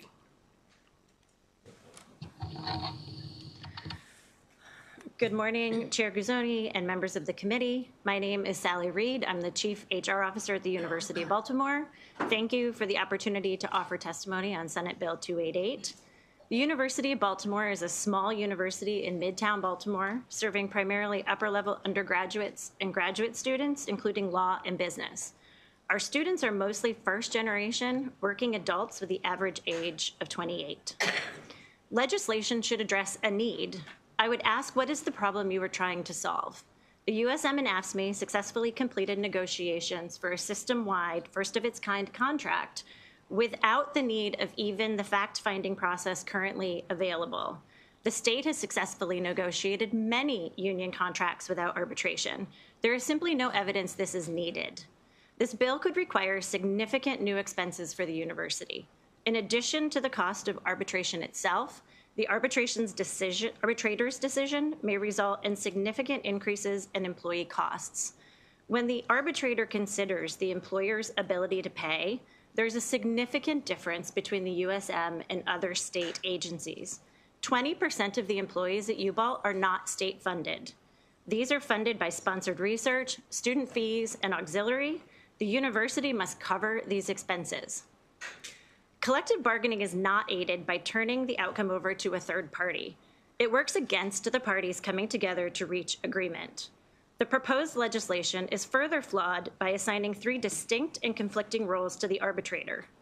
Including the arbitrator in earlier parts of negotiations would have a chilling effect on the parties' willingness to be fully open and engaged. I don't speak to this only in my current role as CHRO. I've studied collective bargaining and dispute resolution at Cornell's Program of Industrial and Labor Relations and interned at the American Arbitration Association. This is not accepted best practice for arbitration. Rather than solving a problem, this legislation would create one. For these reasons, we respectfully oppose Senate Bill 288.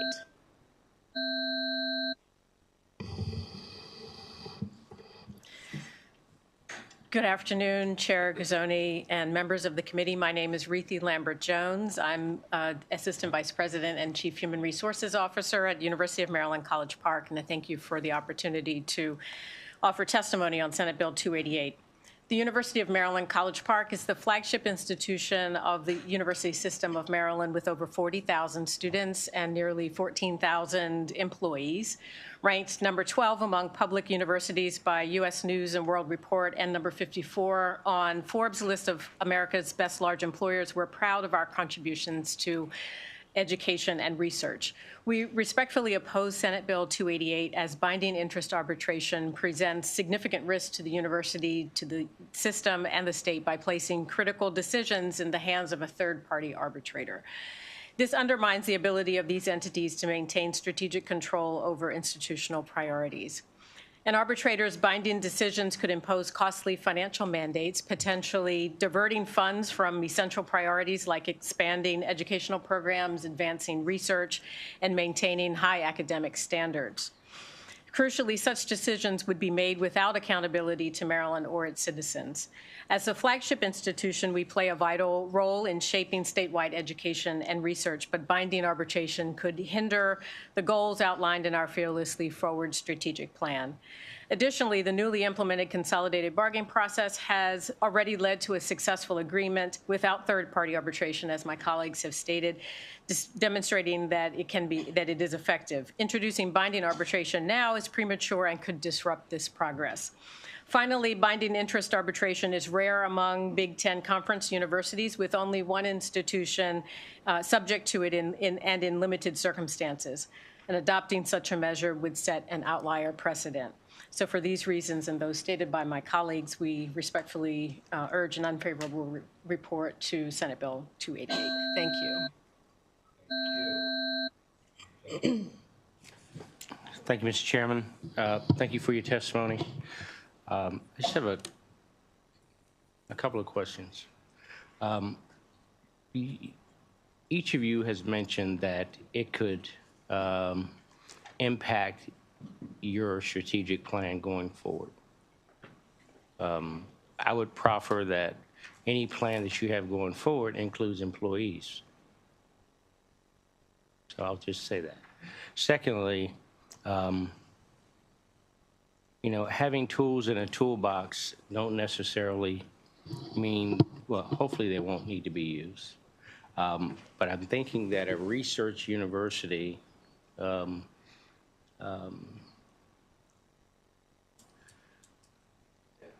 who's not willing to be in support of employees having input and trying to build up a network of tools in order to ready themselves for negotiation doesn't sound as if that is a relationship that is ripe for an environment of inclusivity. I mean, I'm very much aware of the university system, as we all are, and I think you have every right to come in with your viewpoint. I'll only ask you to consider moving forward of the relationship that you have with your employees. Think about that, because if your relationship with your employees is only considered when you're in negotiations, then we are doing something wrong. We're doing something wrong. So I'll just leave it there. Thank you, Mr. Chairman. Questions for the panel? Thank you very much. Thank you.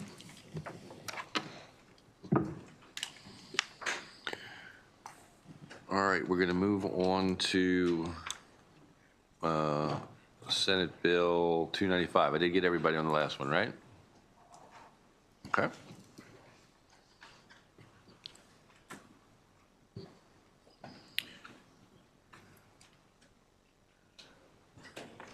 Bring up your panel, Senator. You got the comptroller. Hello. Very exciting. Heavy is the day, Mr. Chair. Very, very exciting, yes. I think Tania was here too, right? Yeah. Yeah, everybody come on up.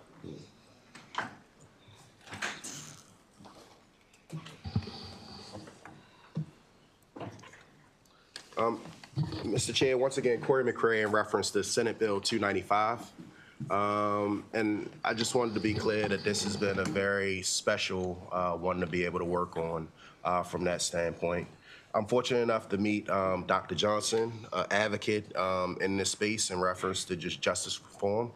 And one of the things, Mr. Chair, that Dr. Johnson had brought to me was that when folks are incarcerated and they're re-entering into society, that there are a number of barriers, and we know the barriers. We've removed a number of the barriers from that standpoint. But one of the things that she was discussing was in reference to when folks re-enter in society, thinking about the tax from that standpoint. And I was thinking to myself, like, how can you pay the taxes when you're incarcerated from that piece? So how do you accrue penalties, or how do you accrue interest while you're in that space? And we're also talking about rehabilitation from that piece. So I was able to collectively get together, get a bill drafted, which I believe was her intent. From a conceptual standpoint, meet with my phenomenal comptroller's office, as they always do a good job, and figure out like what does a middle look like in this space that everybody can find that balance. But more importantly, we're sending a message as the state of Maryland that we find this as important. I'll stop talking, Mr. Chair, because you know I can talk, but I do think that it can be best displayed with Dr. Johnson, the comptroller. We also have Tania Moore in reference to the cash campaign. So thank you again for giving me the opportunity. There you go. Okay. Mr. Chair, great to be with you and members of the committee today. For the record, Comptroller Brooke Learman here in support of Senate Bill 295, the Maryland Fair Taxation for Justice-Involved Individuals Act. I'll just start by saying thank you to Senator McCray for bringing this to us early. We were really delighted with Ms. Johnson as well to be able to work on this and to help shape it so that it's a legislation that that we can implement. We are sending in a new estimate for the fiscal note. We can accomplish this bill bill with existing resources. We do not believe that we need additional staff. So as the comptroller, we have a vision to work in partnership to create a state that's more equitable, more resilient, and more prosperous so that every Marylander can reach their full potential. And that includes Marylanders who have been involved with our justice system. So we are excited to be able to support this legislation, which presents an opportunity to address a significant economic barrier that some folks who are involved with the justice system face when they leave prison or jail. Justice involved individuals who have completed their sentences have fulfilled their obligations. Allowing escalating tax debt to persist after incarceration really constitutes, I believe, additional punishment beyond their sentence. And just as importantly, it really significantly hinders their successful reintegration into society. When folks get out of jail and prison, we want them to reintegrate fully. We want them to succeed. We want them to be able to find a house to live in. We want them to have a job so they pay, so that they are earning money and so they are paying, they're withholding taxes and providing additional revenue to the state. But when you are hindered by debt, it can really inhibit your ability to succeed over the long term. So this bill will establish an income tax reconciliation program, which offers relief to eligible justice-involved individuals who've served between 6 months and 10 years in correctional facilities. We really believe it builds upon the success of our existing programs that we have in our agency now regarding helping low-income taxpayers. Under this new program, staff within our compliance division will support taxpayers who are unable to pay their tax liabilities and have the ability to reduce their debt and help put them on a payment plan and eliminate interest as well. So we're really excited to work on this bill, to work on the program, to set it up. We believe it's an important complement to the programs that we have in existence already, and will help make sure that these individuals can fully reintegrate into society and lead successful, thriving lives. So with that, I urge a favorable report on SB 295, and we're happy to address any questions you may have. Thank you. Let Tanae and then you clean up. Mr. Chair, members of the committee, my name is Tanea Moore. I'm the Director of Policy with the Cash Campaign of Maryland. CASH stands for Creating Assets, Savings, and Hope, and we promote the economic advancement for low to middle income individuals and families in Baltimore and all throughout the state of Maryland. We offer a variety of services, including free tax preparation for people earning less than $67,000 annually. More than half of our clients earn less than $20,000 annually, while many actually earn less than $10,000 annually. We are here in full support of this bill, which addresses unique financial challenges that justice-involved individuals face, particularly in resolving tax debts accumulated during incarceration. This bill has several key points that are important to the CASH campaign. One, reducing economic barriers. Justice-involved individuals often face significant barriers upon reentry, such as securing housing, employment, and financial stability. Unresolved tax debts add another hurdle. Two, incorporating supportive measures. The supportive measures in this bill ensures fair opportunity for financial recovery without undue hardship. Three, promoting equity. Waiving penalties helps reduce economic disparities and aligns with Maryland's commitment to equity. Four, revenue recovery. By removing barriers to compliance, this bill increases the likelihood of recovering outstanding tax revenues while empowering individuals to rebuild their lives. This legislation strengthens Maryland's efforts to foster equity, economic stability, and social justice. Passing this bill demonstrates leadership in creating fair opportunities for all Marylanders, including those seeking reentry opportunities. Please, we as the Cash Campaign of Maryland encourage a favorable report, and thank you so much for the opportunity to testify.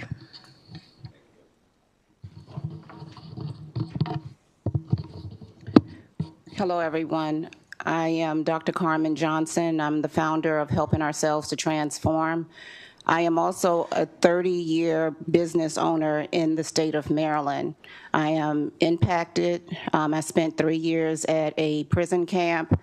I was wrongfully convicted. And I just want to say that I spoke to quite a few business owners, professionals, licensed skilled workers, former military people who have found themselves in the justice system. And with that said, I spoke to the age bracket of 33% that was ages 42 to 52, 27% that was 52 to 62 ages, and 16.7% was over 62%. And the reason why I bring that up is because, you know, a lot of times when we come home at that age, it's harder for us to be able to find a job. It's harder for us to get back on track. And so I just wanted to bring that to your attention. The other thing is 61% stated to me that if they had the opportunity to contact the comptroller's office to say that they was going to be gone for a few years, they would, it would have helped them. And I know in my case, I was not able, I was arrested immediately at trial. And so, you know, I could not handle any of my financial affairs, my business affairs, my personal affairs. And when I came home to a disaster. My CPA of 30-something years, I thought was filing my taxes and things of that nature. And for the record, you can pull my record. For over 30 years, I have filed my taxes on time. I have paid my taxes, paid the quarterly taxes, did all of those things. So if a program like that we have presented to you today was in place, me and so many other professionals would not be in financial strain. I ask that you please vote on this favorably. I thank the comptroller for coming. I certainly thank Senator McCray for championing this, and I thank you all for listening to my cry and other professionals that found themselves in the justice system. Thank you. Thank you very much. Thank you for sharing your story. Senator Quarterman. Thank you, Chair. And thank you guys, and appreciate the testimony and appreciate the Senator for bringing the bill. I find this very interesting because it's not something I've ever thought about before, to be honest with you. I don't think anyone thinks about that as far as how does that work when someone's incarcerated and what happens to their filing their taxes. Because I can't imagine, like you said, if someone's going to trial, they're like, oh, well, let me make sure I pay my taxes before I go to court here. So I find it a very interesting space. My question is maybe for the comptroller, if your staff might be able to provide, I know you said that you think that you'd be able to absorb it within your current operations, which is great, but also embedded in the physical note, there's a lot of unknowns of, it's unknown how many individuals will be eligible, what the installment plans may look like, what the amount of unpaid taxes are. Do you think that we'll be able to get any type of kind of a handle on what we're looking at exactly? Not today, obviously, but as far as what looks like how much, who, what, and all that kind of stuff. And yeah, I mean, we can go back and talk about what we would need to be able to make some sort of estimate. Look, I think often, you know, when people reach out to us, whether they're justice involved or not, and they cannot afford to pay their taxes, you know, there's no use like trying to squeeze blood from a rock, right? Right, it's not going to happen. I get it. So, you know, we will work with them. We have a low-income hardship program. We have an offer and compromise program. The problem is that, like many, you know, interest has been accruing, so sometimes we waive the interest if there's a reason for it. The problem is, like many people in the justice system, we could have, you know, we could have been more proactive about it, so we didn't expect this income or we didn't expect the interest, and we weren't like wasting time trying to go after it. And so I think the idea is that, you know, many of these people would have qualified for those programs that are already existing anyways, but this is a way to make sure we're working with DPSCS to make sure folks know about these options, for us to get some sort of certainty on, you know, that when we're setting up the regs, like that we know these folks need it, and just to create a little bit more structure around the program so that it's clear to folks like Dr. Johnson and others when they go in, like this is an option that like they part of can maybe the take. intake process. So I don't actually know that it will cost the state a lot more because they're folks generally who would have it's already been not eligible exactly. anyways. Sure. But we can put something else, you know, I'll talk to the team and we can see if we can put any more of those thoughts on paper. Even if it's very high overview, Yep. not, you know, completely in the weeds or anything like that, just Yep. might be helpful. So thank you. Appreciate the bill. Other questions? Thank you all very much. I have Larry Statford on here. Thank you again. Yeah, my pleasure. Thank you. No? Okay, and we had a virtual person, but that person is not on either. So we'll move on to, okay, Senator Carrozza is the last bill, 325, and she's testifying currently on another bill in another committee.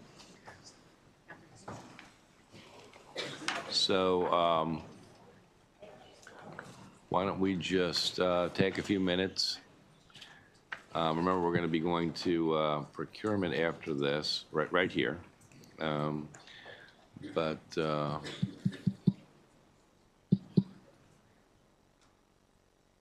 why don't we just all take 5?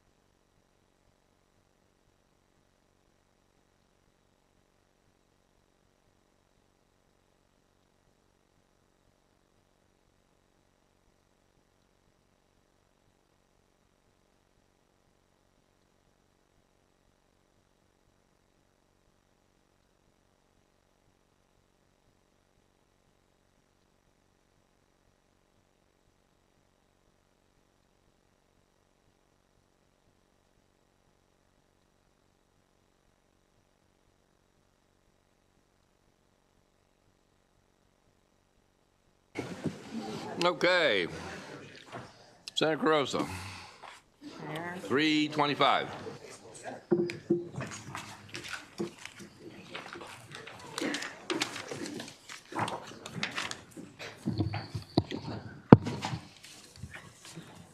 For the record, Senator Mary Beth Carrozza from Maryland's coast, that's Worcester, Wycomico, and Somerset counties.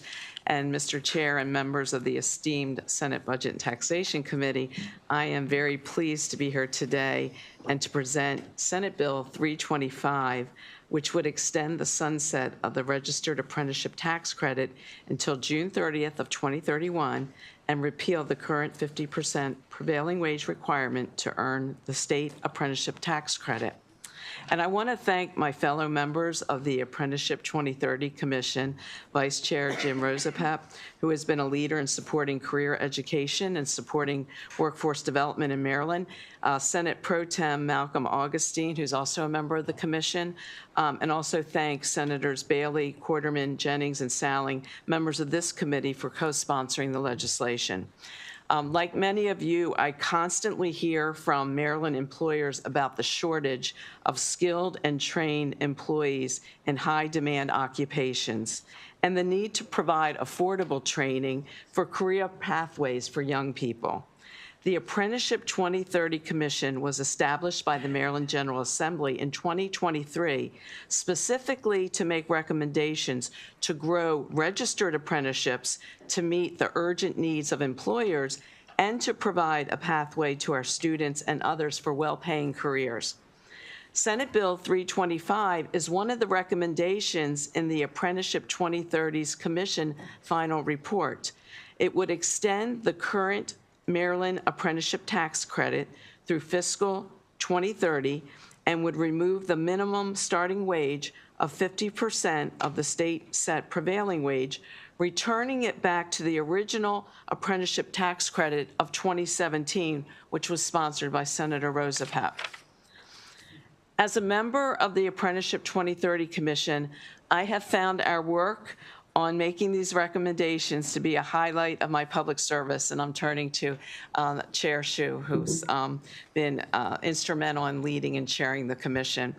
But I also want to point out that I have appreciated the work of all of our partners involved, and I pulled in some local shore representatives, Seaside Plumbing in my district, Delaware Elevator, Pohanka Automotive, the Lower Shore Workforce Alliance, and you'll hear from Leslie shortly. All three public school systems in my district, as well as Maryland's Coast, our Economic Development Office, all the partners together.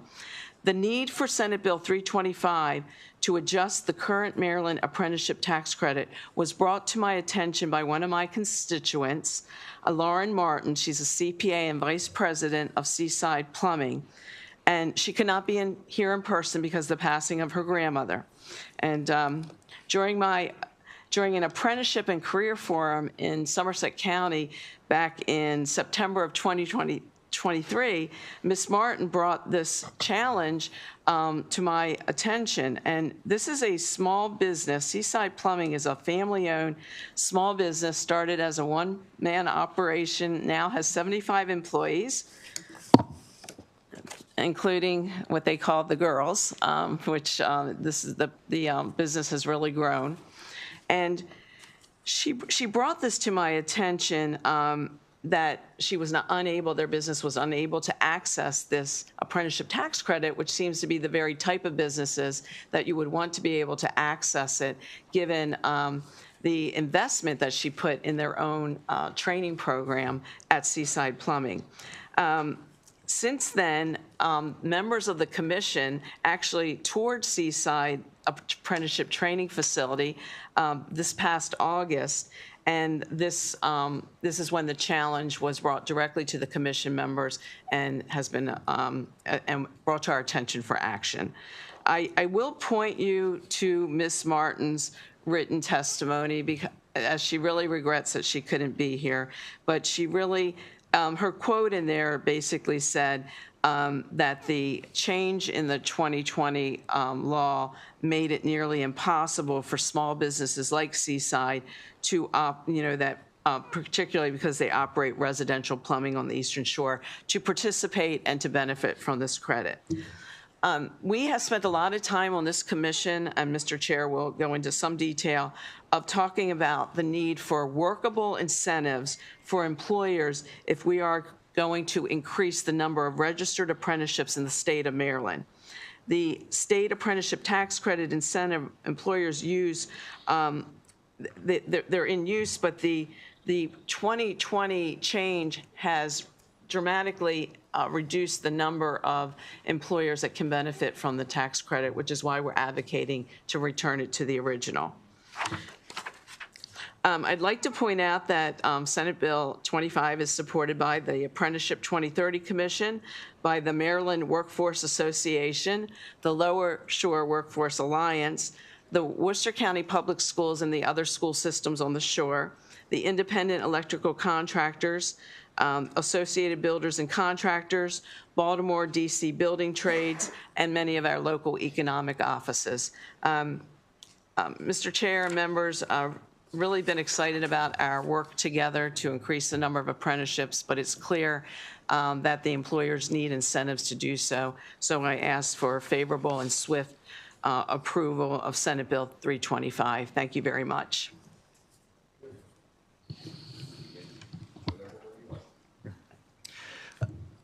Esteemed Senators, my name is Jacob Hsu. I am the chair of the Apprenticeship 2030 Commission, and I stand before you today in strong support of Senate Bill 325, legislation that will significantly expand and enhance registered apprenticeships in our state. This bill represents a crucial investment in Maryland's future, creating pathways to prosperity for individuals and driving economic growth for our communities. Registered apprenticeships are a proven model for workforce development, offering a unique combination of on-the-job training and classroom instruction. The earn while you learn model allows individuals to gain valuable skills and experience while earning a paycheck, eliminating the burden of student debt often associated with traditional higher education. For employers, apprenticeships offer a solution to the persistent skills gap, providing a direct pipeline of highly qualified talent customized to their specific needs. By investing in apprenticeships, employers can cultivate a loyal and skilled workforce, reduce turnover costs, and increase productivity. Senate Bill 325 will expand access to apprenticeships by doing three things. First, increase employer participation. Providing tax credits and other incentives will encourage more employers to offer apprenticeship programs and expand existing ones. It'll expand access, expanding eligibility criteria with open doors to apprenticeships for individuals from a wider range of backgrounds, including those with prior work experience or non-traditional education. And finally, it's going to strengthen youth apprenticeships. Investing in youth apprenticeship programs will create opportunities for young people to explore career pathways and gain valuable skills while still in high school. The benefits for our state are clear. By passing SB 325, we will drive stronger economic growth because a highly skilled workforce will attract new businesses and investment to our state. It's going to increase wages because apprenticeships lead to higher paying jobs, and increased earning potential for all Marylanders. It will reduce unemployment and reduce underemployment. Providing pathways to in-demand careers in industries of the future will reduce unemployment and strengthen our economy.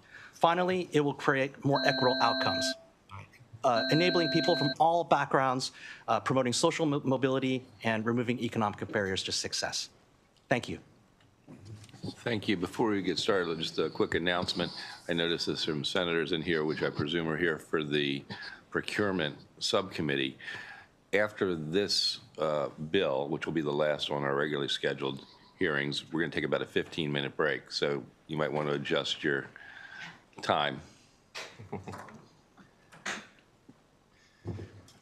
Thank you, Mr. Chairman, members of the committee. My name is Brandon Butler, Pinnacle Strategies, on behalf of the Maryland Workforce Association. We are an association of the 13 local workforce boards in your community. I like to say that we are the local experts in workforce development and apprenticeship that are in your community, going to your grocery stores and seeing you on a regular basis. We are in support of Senate Bill 325, and you have our written testimony. What I would like to just add is that the Maryland Workforce Association and the workforce boards are a major partner in developing apprenticeships, going to businesses, talking about apprenticeships on a regular basis. When college is becoming more and more of an expensive career exploration tool, this is apprenticeships are an option for many, many more Marylanders, both youth apprenticeships, as the chairman's mentioned, as well as adult apprenticeship programs in many, many different fields, not just the skilled trades, but also now in cybersecurity and many other options. So we thank the sponsor of this bill, and we also ask for a favorable report. One of our local experts, one of our directors, is Leslie Porter Cabell from the Lower Eastern Shore, and I'm going to turn it over to her. Thank you. Good afternoon, Chair Gusan and committee members. My name is Leslie Porter Cabell. I'm the Workforce Director for the Lower Shore Workforce Alliance. We're a workforce development board representing Somerset, Wycomico, and Worcester counties, and a division of the Tri-County Council for the Lower Eastern Shore of Maryland, a regional planning and economic development agency. And we urge you to support Senate Bill 325. As Brandon mentioned, we are one of 13 workforce development boards, and by design, we are structured to facilitate career pathways and career ladder pathways for job seekers and employers. LISWA is responsible for partnering with Seaside Plumbing to develop that state-registered apprenticeship program. We also partnered with IEC Chesapeake, a career track for students participating in an electrical career, by sponsoring a pre-apprenticeship cohort. This has been an extremely successful program, placing 85% of participants in good-paying jobs. These are just two examples of adult and youth apprenticeship pathways. The state of Maryland has taken progressive steps to address and increase apprenticeship opportunities, aligning workforce development boards, CTE programs, community colleges, and state partners conducted an intense review of the challenges and barriers to increasing apprenticeship programs opportunities through the 2030 Commission, spearheaded by Senator Carrozza. It is evident to the Lower Shore Workforce Alliance that Senate Bill 325 will achieve the following: remove barriers by eliminating the wage requirement tied to the prevailing wage. This is especially important to the Lower Eastern Shore, where 85% of our businesses are small businesses. The extension of the program through June 2031 will facilitate the increase in the capacity of apprenticeship programs.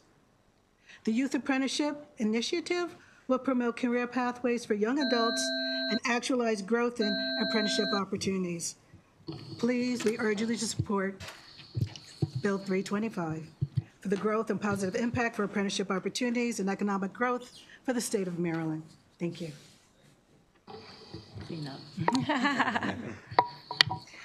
Good afternoon, Chair Gazone, and members of the committee. Thank you so much for this opportunity. My name is Melanie Purcell. I'm the Director of Tourism and Economic Development for Worcester County, otherwise known as Maryland's Coast. And I can also say that I lend my support for this bill along with the Greater Ocean City Chamber of Commerce, the Hotel Motel Restaurant Association, which represent our business community. So that's really important. They couldn't be here in person, though. It's certainly imperative that we have effective incentives for these employers if we're able to successfully increase the number of registered apprenticeships in the state of Maryland. Just for a local perspective, in 2020, Worcester County Economic Development established a dedicated workforce development function and an associated position to serve as liaison between our county employers and the various federal, state, and local workforce development and training programs and various resources.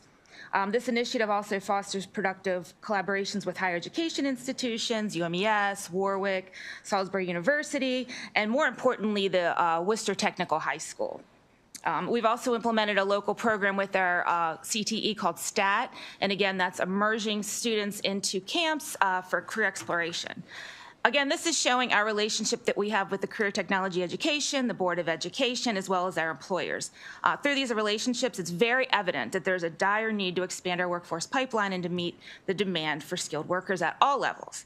It's crucial for them, the employers, to be engaged and active. And as we've mentioned, they really do need to be incentivized as well. And also locally, we are spearheading a consortia with our Board of Ed partners, with the CTE, with leadership, and Department of Labor, the LISWA. So we really have a great partnership and a way to try to engage the employers. However, without these incentives, it's going to be incredibly difficult. So I urge your support for this bill, and I thank you very much, and I hope we can continue to reinforce Maryland's workforce.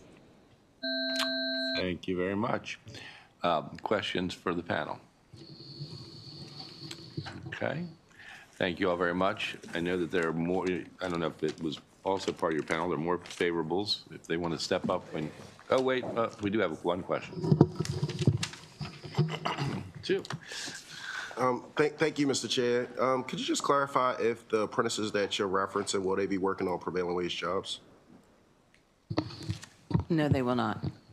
Okay, is it anything in here that, There should be information from the Maryland Department of Labor. They could not participate today, but provided that information. I looked through the bill and I looked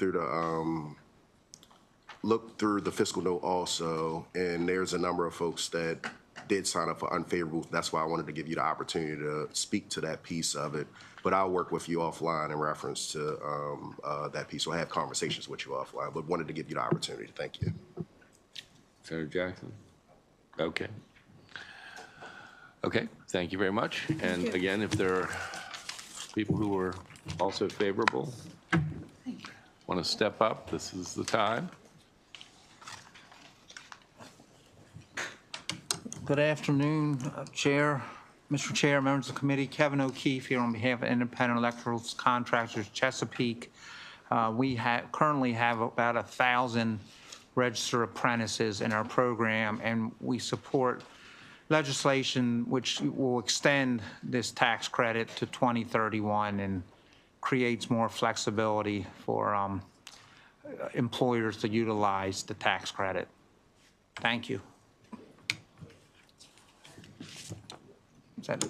Thank you. Questions? Okay. So no more favorables. I have Ray Baker.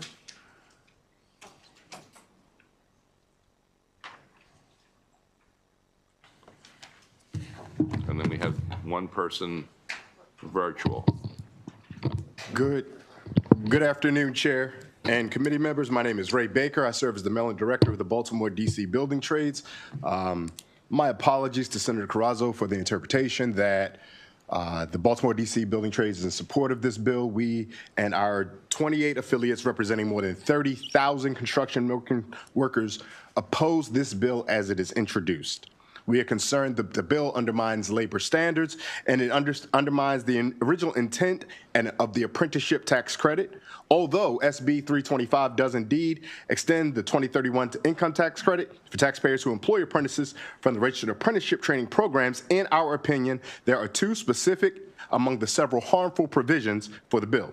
One, redefines eligible apprentice to individuals employed by the taxpayers for at least 450 hours in the taxable year through a youth apprenticeship program, or anyone employed by the tax program for 7 months. We oppose that. Additionally, it strips out the prevailing wage requirement for determining the apprenticeship wage rate of eligible apprentices, and we oppose that as well. And the third point I would like to highlight and dramatize is that prevailing wage has been important and necessary in closing the gender wage pay gap, in which we, the building trades, are proud to continue to work toward closing.